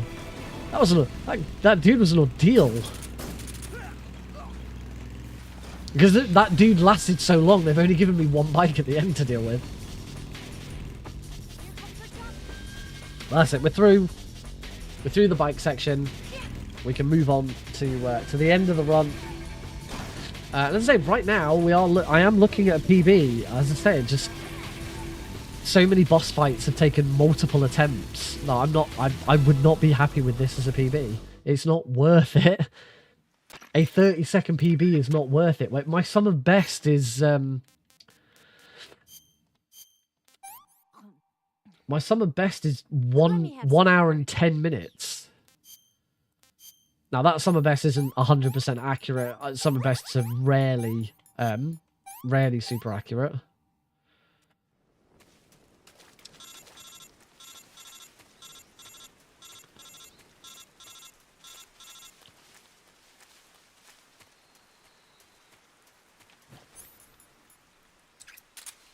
There we go. And into this awful section. It's probably the worst section of the game, particularly this first room, because you don't have to deal with guards. There's nothing to do in this room that Eva's decided to go round the tree. There's just nothing to do in this room. It probably is the worst room in the game. From a game, I mean, speedrunning, it's really easy, but there's nothing you can do to speed it up. The only thing you can try and do, try and get Eva to come this way around the tree. That was good. But you got to make sure that you're not too far away so that she doesn't come around the tree and she does follow you properly, but also not so close to her that she stops because she's caught up with you.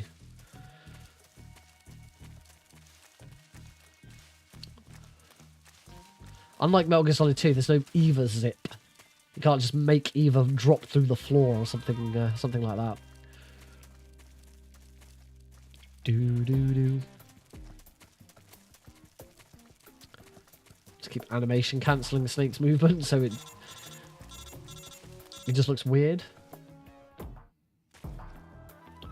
Onto the east section. This section's not as bad because you actually have stuff to do.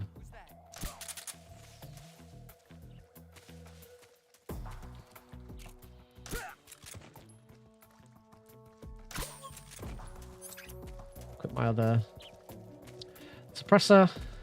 Wait here for these cards to come into position. Take out that guy.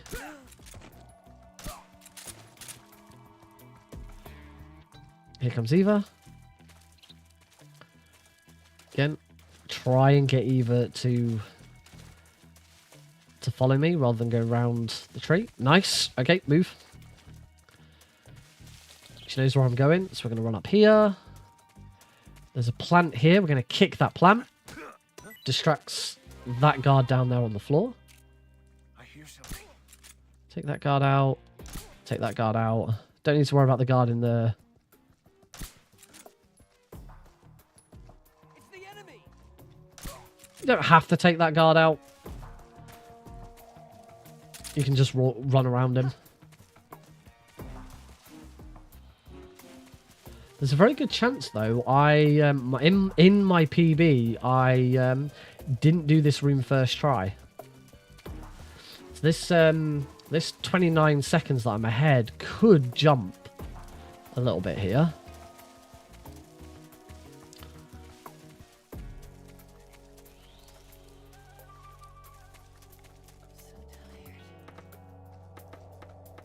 Let's have a look.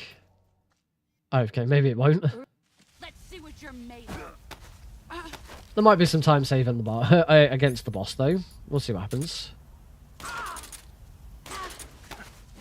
Slam. Excellent job. Stun grenade straight up in the air. Turn around.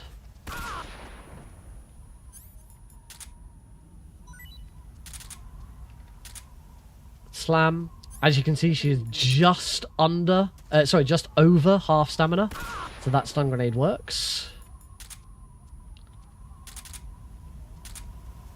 Slam. In the heads. We now need her to reset.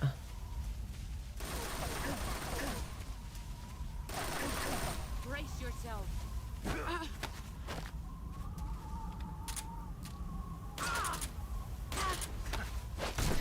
And that's the fight. And yes, as I said earlier, I was playing this on New Game instead of New Game Plus. I lose a little bit of time waiting for this. It's a bad habit I've got because all keratins has to be done. And that is a 2.5 minute time save.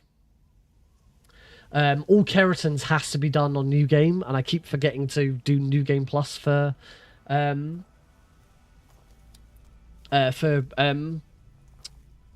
percent. Yeah. A 31 second PB on the that fight was perfect. That is without a doubt the best the boss fight I've ever done. That was great, absolutely spot on. So yeah, 31 second PB on that, and this is therefore going to be a 2.5 minute PB. It's just, you know, the pain took me about 3 attempts. The end took 2 attempts. The Fury took 6 attempts, something like that. There was so much time loss in this that I shouldn't be getting a 2.5 minute PB. I should be PBing by 10 minutes. Kill me now. My current PB is 1 hour 26 minutes. Let's have a look at speedrun.com for some checks. There's only room for one boss. And one's... I don't have to do it on my phone. We'll be in the credits shortly. It's still a little bit of game to go. We're not quite done yet.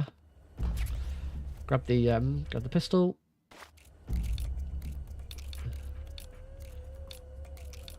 And bang. Still got a save boss to get around. There it is. And into the credits. Which we will mute because this song does indeed get picked up for copyright strikes. So that is it is a PB. I should be happy. I should be celebrating. It is absolutely a PB. Fantastic. I'm pretty, as I said, I think what's on Live Split is correct, and that that is the my PB on speedrun.com. Single segment European Extreme PC. 1 hour 26 minutes exactly. I am in 7th place out of 7. Oh shit, game audio is on. Oh shit, that's because I changed scenes, and when I changed scenes it turned the audio back on, because that's how I have my Stream Deck set up. So yeah, that I am in last place on this board. 7th out of 7 with 126. Every other run is under 120. 119.52 is sixth place. The world record is 1 hour, 8 minutes, and 46 seconds. So yeah, I've got so much time to save. So this is why I wouldn't submit this as a P. I shouldn't be submitting anything now until I'm under 120. I can do it. I've got the sum of best. Oh, you can't see the sum of best on this V. I've got the sum of best to prove it. 109.25. It's probably not 100% accurate, but I can do it. It's just stringing everything together and getting it right, and that's the difficult bit. It's doing it all in one run is the difficult part of this.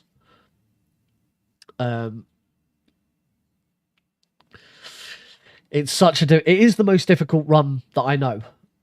It is a very, very demanding run. Thank you.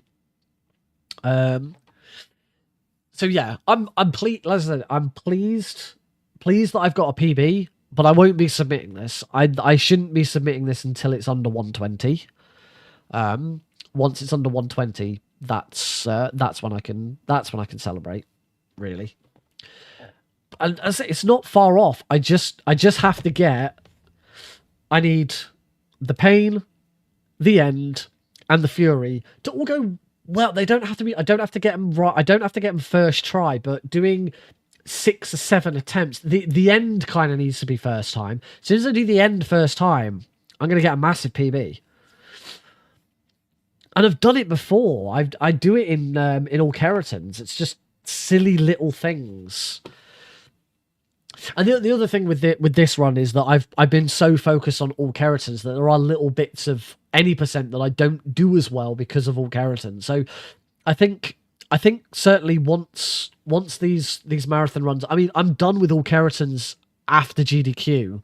I'm probably done with all keratins anyway. The chances of my backup run going into the main event, I'm pretty sure the only way it gets in is if Joseph Joestar doesn't run MGS4, which this is Joe's 3rd appearance at GDQ, I believe. And he's never dropped out before, and he's a fantastic runner, and he will make the time for it. So I have absolutely no doubt that Joe will be there. This is Joe's second time, and Joe's 3rd time, and my 2nd time being his backup. AGDQ 2023, he ran Ground Zeroes, and I was his backup also with Ground Zeroes. And then this time round, he's and that was online as well. Was that online or was that in person? I can't remember. No, I'm pretty sure that was no. Because I think I said I could have gone in person. I don't know. Anyway, that was that. And then this time around, he's running MGS4, and I've got MGS3 on backup. And it's not confirmed this time around because they are different games this time. But it still seems implied that it is. I am a backup specifically for Joe. That does happen a lot in GDQ. They will put people on backup specifically for other people. They wouldn't want a repeat of AGDQ 2024 where there was no Metal Gear because the only backup for Metal Gear was the same runner, and they pulled out. So then you've got no backup run either. So it's, I love being on the list. Don't get me wrong; it's another thing to tick off and say, "Yay, I did this." And it's as an online only runner for GDQ, it's extremely unlikely that I'll get in. They don't accept that many online runs, and at the moment, I cannot afford to go back. Even with getting help from the community to get me there, it's not happening. I'm not going again. I've got a 7-month-old baby. I'm not going back to America anytime soon. But I will return. I do want to go back one day. I just don't know when yet. I mean, I've said for a very long time I've always wanted to go and do ESA live. I've done ESA online, never done ESA live. After the events of this of last week, I'm not that fussed anymore. Quite frankly, I don't think it's on the top of my list to do.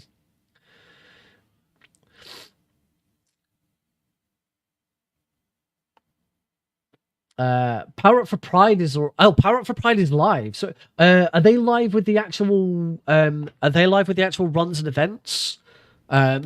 Or is it that they're live? I've got a notification on Discord. It's from Power Up with Pride. I understand. Yes, it is. I know they had like a they had like a bonus stream last night where they were like interviewing people from the charity and stuff like that. But no, Power Up with Pride is now live, so we're gonna raid Power Up with Pride at the end of this. Oh, I clicked on the link for it, and it told me that the page doesn't work. The American president is relying on us to keep a lid on the I think they may have made an error with their link. It should make a valuable trump card in future negotiations. Yes, Chief Director. But here is the for anyone who's interested, here is the schedule for Power Up with Pride. And yeah, if you scroll over to Saturday night/Sunday, depending on whereabouts you are in the world, you'll find my runs. If you wanna go and watch them. Yes, I say we will be raiding Power Up with Pride at the end of today's stream. At least on Twitch we will be. If you're on YouTube, obviously YouTube doesn't have raiding. Philosopher's legacy is now safely with us. Yeah, the link that they provided in the Discord server is erroneous. It goes to a pop out. It goes to a pop out stream, which isn't working because it doesn't work. And we are actually going to be finishing a little bit early today. It's only 22. Which is that's unusual, particularly getting two MGS3 runs in that time. I mean, we could do something else for the last 20 minutes. I could do a quick mini Ghost Any % run. Yes, the weapon has been reduced. Just for the last, because usually I tend to finish around midnight, so we could. What do people want to do? Do people want to jump over and watch Power Up with Pride? Or do you want to see a quick mini Ghost Any % run? I'll let you guys decide. And if I get very little response, we're just gonna raid. That you might find interesting. It's a revolutionary new nuclear attack system. Perhaps it might just come in handy someday. Yes, we have John. I mean Snake. Fatlick says the run. Khrushchev believed it as well. Cosmic Varanid says, I'd like to see the run. I don't think they'll be making a fuss. That's already a decent response. The secondary alert has been lifted as well. And so all right, we'll do it. Mini Ghosts. They have no idea that I've Any been percent. crossing them. I will continue my activities as a contact for the new government. Oh, Mini Ghost has 54 followers on Twitch. I was Adam. Of course, I'm always at the CIA's disposal, Mr. Director. There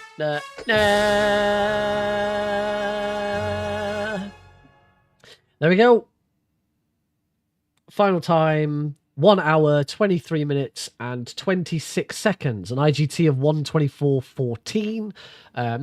Because we're on PC, we don't go by IGT. We go by loading remove time. And actually, the IGT is not too far away from my Actually, the IGT should be pretty close to real time. I have the very bottom time that you see here is real time, 1:24:36. The only thing that will be different between those is the sorrow, because the IGT stops or pauses during the sorrow, so that's why the RTA is slightly longer. The other thing is IGT doesn't start until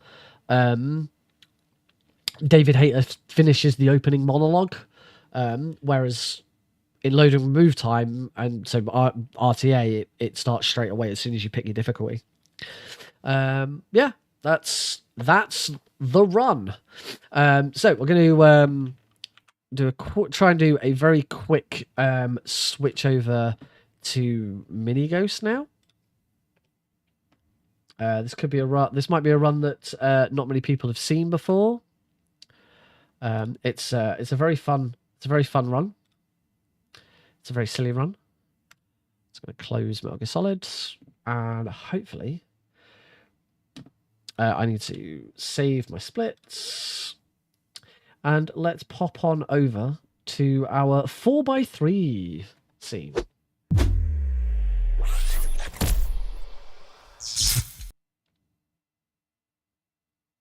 Can I?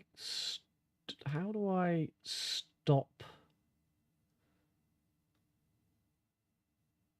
My vertical stream is still running. I don't have anything set up. I don't have anything set up for my vertical stream. For Mini Ghost, really. I can see. I have. I do have a 4x3. Sort of. I'll see what it looks like. This might work. We'll go with it because I don't actually know if I can stop the vertical stream without stopping anything else. In fact, I don't know if I've already stopped it. I might have already stopped it. Anyway, doesn't matter. We'll just soldier on and see what happens. So this is Mini Ghost. I obviously need to change my splits. Save the splits. There we go. Wonderful. So here we go. Hopefully my controller's working. We've got sound. It's all good. I don't usually do a game switch outside of a break. I like to take a break so that I know that it's working properly. We should be good. So yeah, this is Mini Ghost. Mini Ghost is as you can see in the bottom right hand corner, Mini Ghost is made by Unepic Fran in 2017. This was the game that Unepic Games made before making Unmetal, which obviously is, I am one of my main runs. As you can see by the little graphic down there, I am running Unmetal for GDQ Hotfix on Friday the 21st of June at 3 a.m. 3 a.m. on the Saturday for me, actually, but the show's in America, so it's Friday. Yeah, this is the game. I also wrote I am the world record holder for this and 100%. And I also wrote the auto splitter for it, which, as you can see, when you first go to the options menu, it starts and then stops. I don't know why. I don't think loading a save game does what I want it to do, but it doesn't matter. All right, who's ready? Let's go. Normal game. Oh, hang on. Exits, options, extra options, select character from Steam Cloud. Celine.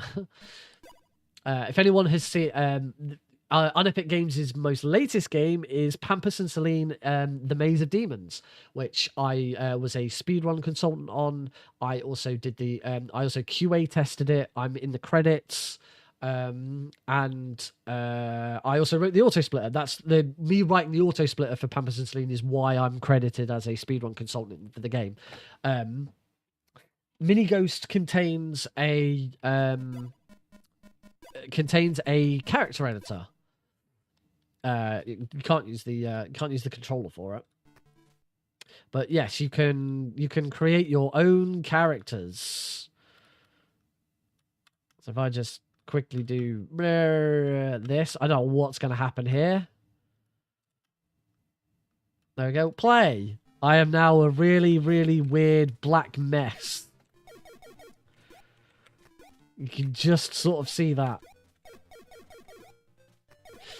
There we go. So yes, it has a full character editor. There are loads of characters available online on the Steam Workshop, and say I recently made where's select character Scene Cloud. So that's Mini Ghost, and this is Celine, the sorceress from Pampus and Celine. So yes, I made Celine and put her in. I do intend to make Pampus as well, but I haven't got round to it yet. So we're gonna do the run as Celine. All right, it's a story, but it's just go blow up a computer. 3, 2, 1, go. That's not Celine. That's not Celine. That's Ghost again.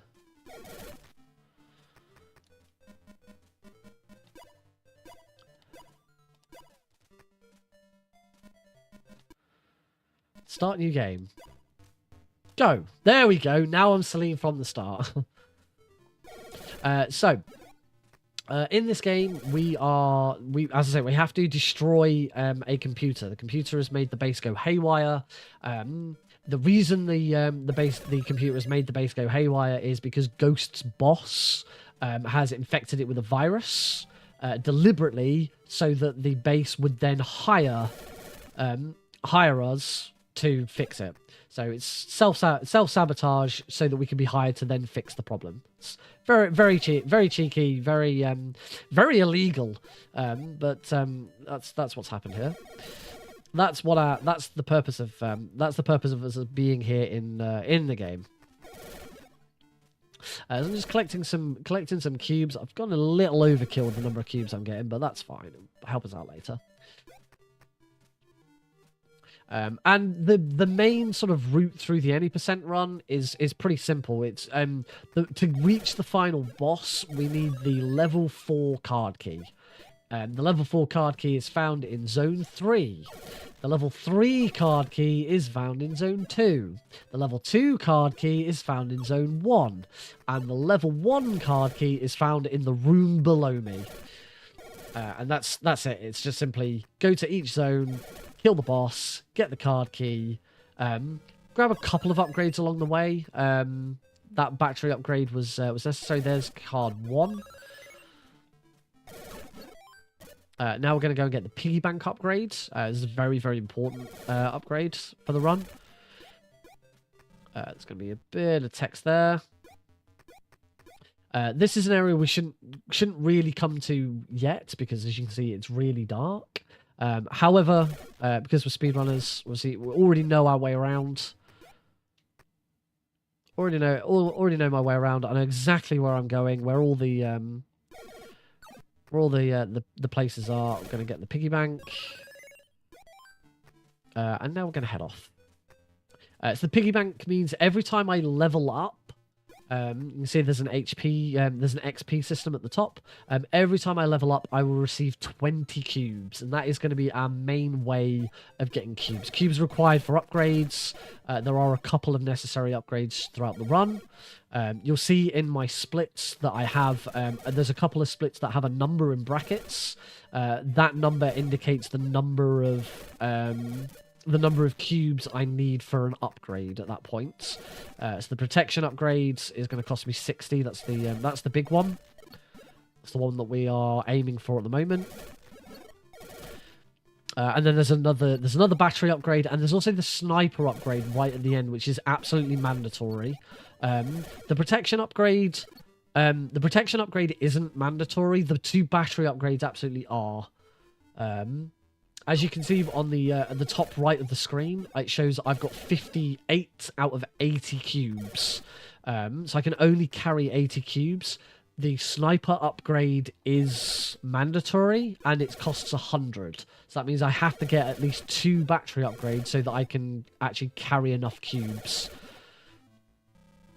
There we go, pop into the shop, grab the protection upgrade. That you can see my maximum health has gone up slightly. That's the only protection upgrade we're going to get. We're not going to get any more. Makes the final boss a little tricky, because I am limited on health. But it should be alright. Hoping that this guy's going to give me a rocket. He didn't. Let's push our luck. Yay, 3 rockets. Means the first boss that I'm fighting is is going to be a little bit easier. I'm going to grab the mine detector next. The mine detector is the next thing to drop from this run to try and save more time. So here's the first boss. We fire 3 missiles at him. Just get hit with the lasers. And that was good. Bosses, apart from the final bosses die so quickly in this. If you thought that was quick, you ain't seen nothing yet. So now I'm going to head off. We're going to grab battery upgrade number 2. Costs 40 cubes. I need to make sure that I've got 40 cubes. I'm okay for health. I don't need to go and heal. So the main thing with this is killing as many enemies as possible. There are cubes lying around, as you'll have seen. But killing enemies and leveling up is the quickest way of getting cubes. There are some boxes that contain... that always contain cubes. Some boxes will randomly contain 1 cube. There are some boxes that it looks like they contain 4 cubes, but when you pick them up, it's actually 5.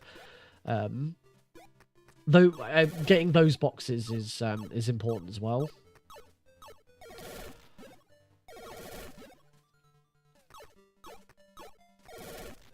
That's another cube. So I need 40. There's a couple. There's a couple of boxes of 5 before. That's 34, so I'm fine for cubes. I can avoid one of the boxes.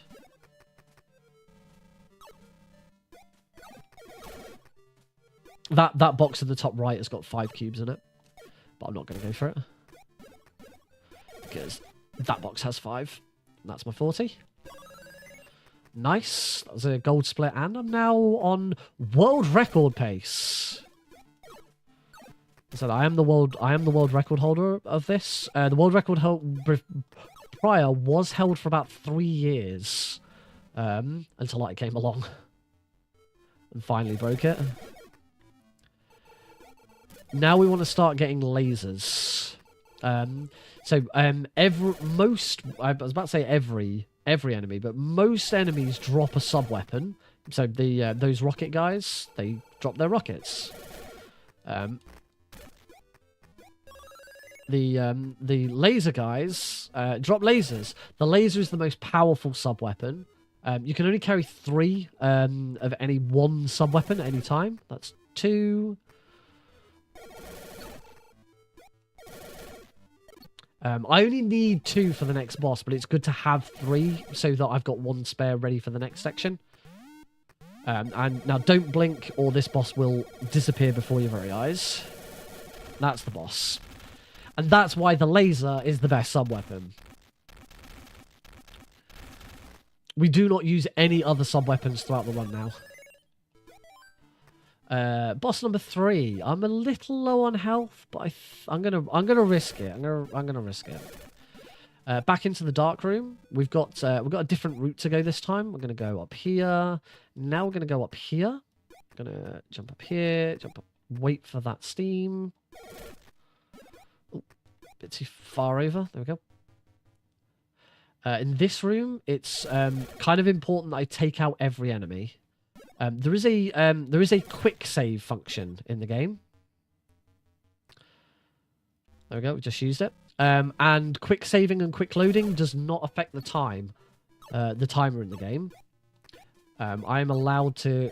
Oh, I'm allowed to quick load, and the timer will just continue. This is very important because you have moments like that where it is a massive backtrack for that drop.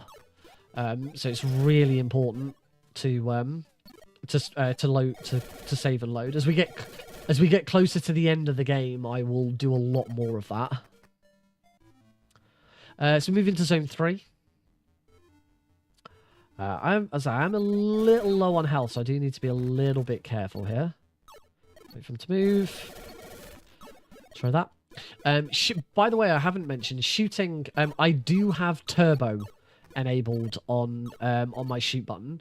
There is no minimum shoot. There is no minimum shoot speed in the game.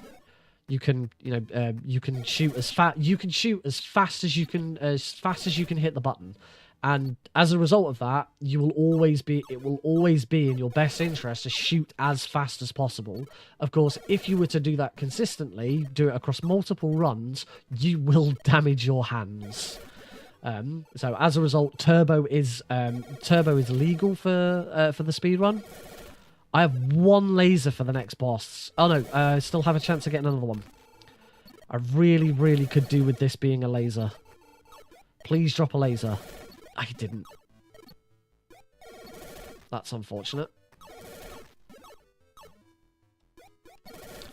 Unfortunately, there's no way of me getting another one now. Luckily, for some reason, this boss, they give you a healing robot. So that's my one and only laser. It's not worth chasing the boss around if he goes up. Ideally, we just want him to go there. But as I say, it's not worth chasing him up. If he goes up, you just deal with it.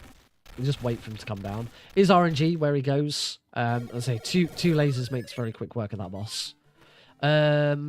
We're now going to go and get another upgrade. Atomic power. This is another necessary upgrade. It's in a secret area, but it is a required upgrade. The final boss has a shield in front of it, and that shield is impenetrable unless you have atomic power. So we're going to go and get it. We go this way. There is one room that we haven't been to yet. Try and get here. I also have 100 cubes, or I'm about to have 100 cubes for the sniper upgrade. There is like a mini boss in this room that's coming up, but we don't actually have to fight it. I do need to kill that. Now I can save it. You can only save if every enemy in a room has been defeated. There we go. That's atomic power. I'm gonna heal. I'm gonna play this safe. This is the last opportunity we've got to heal, so I'm gonna go and do it. Now we're gonna head off towards the final. So that was the very last time I'm gonna teleport back to the start of the run. I'm gonna go back through the dark room. Same route I took a minute ago. So up here. Oh.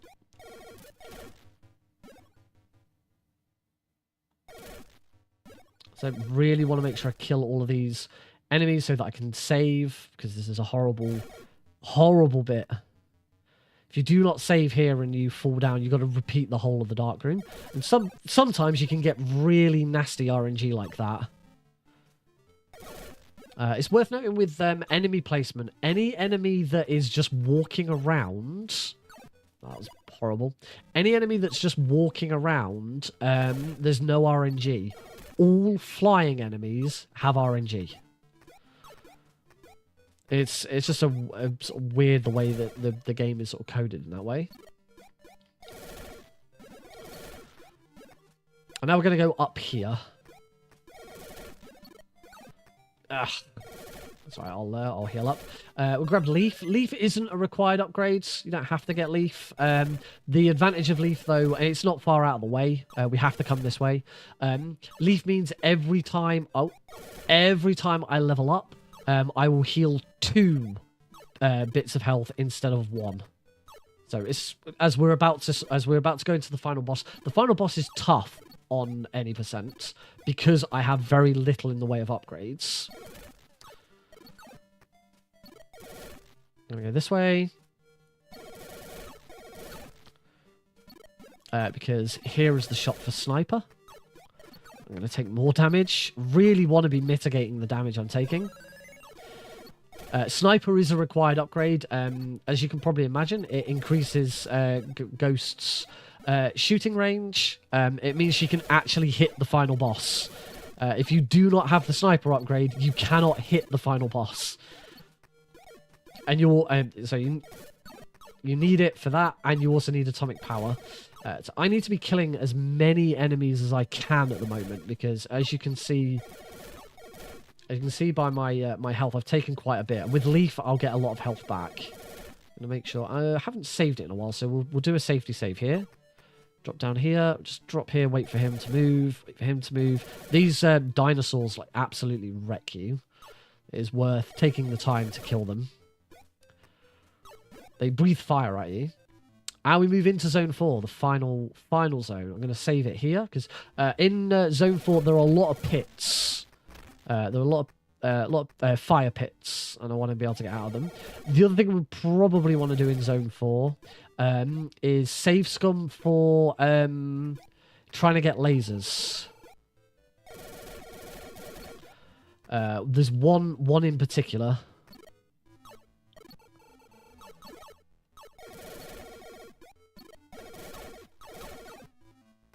There we go. That's going to happen a lot.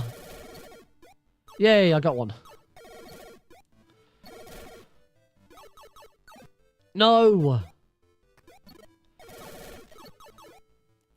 I'm going to... I really could do with them. Could really do with a laser here. I really need to kill him. There we go. Because now I can save it and do it here. There is a... That's a really handy save scum location. Oh. Because there's an enemy right there. Which I can just keep repeating over and over again until I get her. I can keep repeating that one over and over again until I get a laser. Ideally, I'd like 3 lasers, but that's it. There's no more lasers. I will go into the final boss with only 2 lasers. Oh, I should not have taken damage there. Try and get as close back to... Again, I want to save it here. This next room is, again, a bit nasty. So as I said before, every single static enemy on the ground here is... there's no RNG. But this is the final boss, this computer. It fires these things out. Yeah, you don't want to get hit like that, because it causes massive problems. This is a rough fight. On 100%, I'm the default world record holder of 100% for this category. I'm the only person who's ever done it. I invented it, ran it, and no one else has ever played the game since. It's a shame, because it's a very fun little Metroidvania.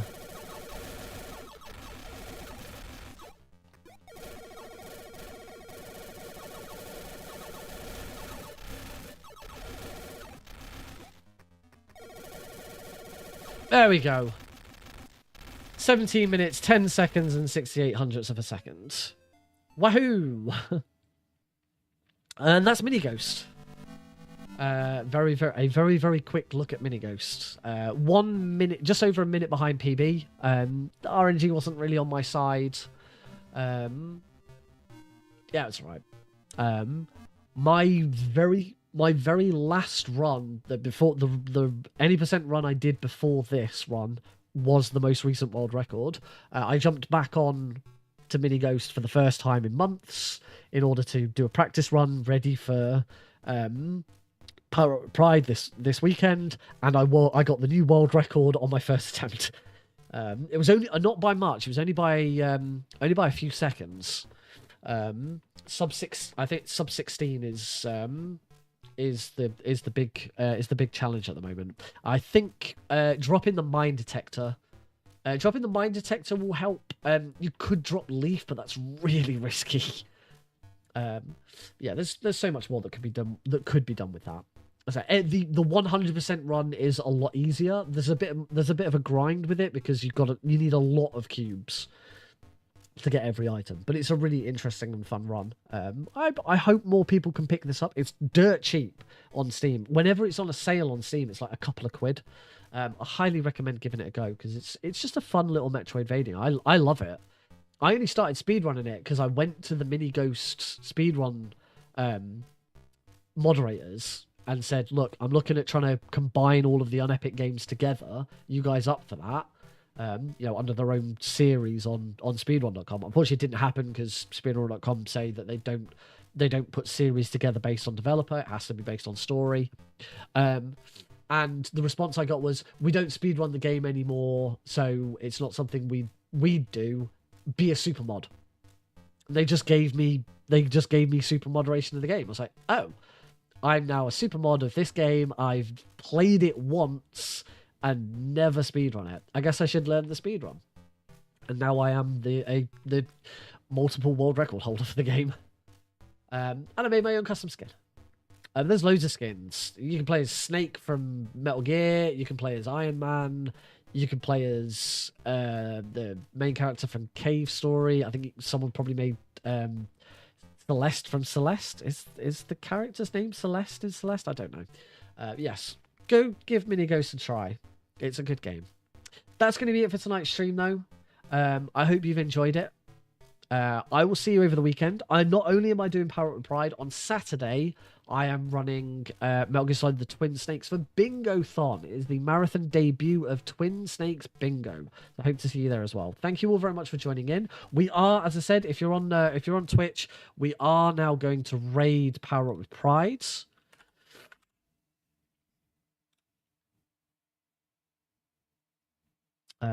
Raids.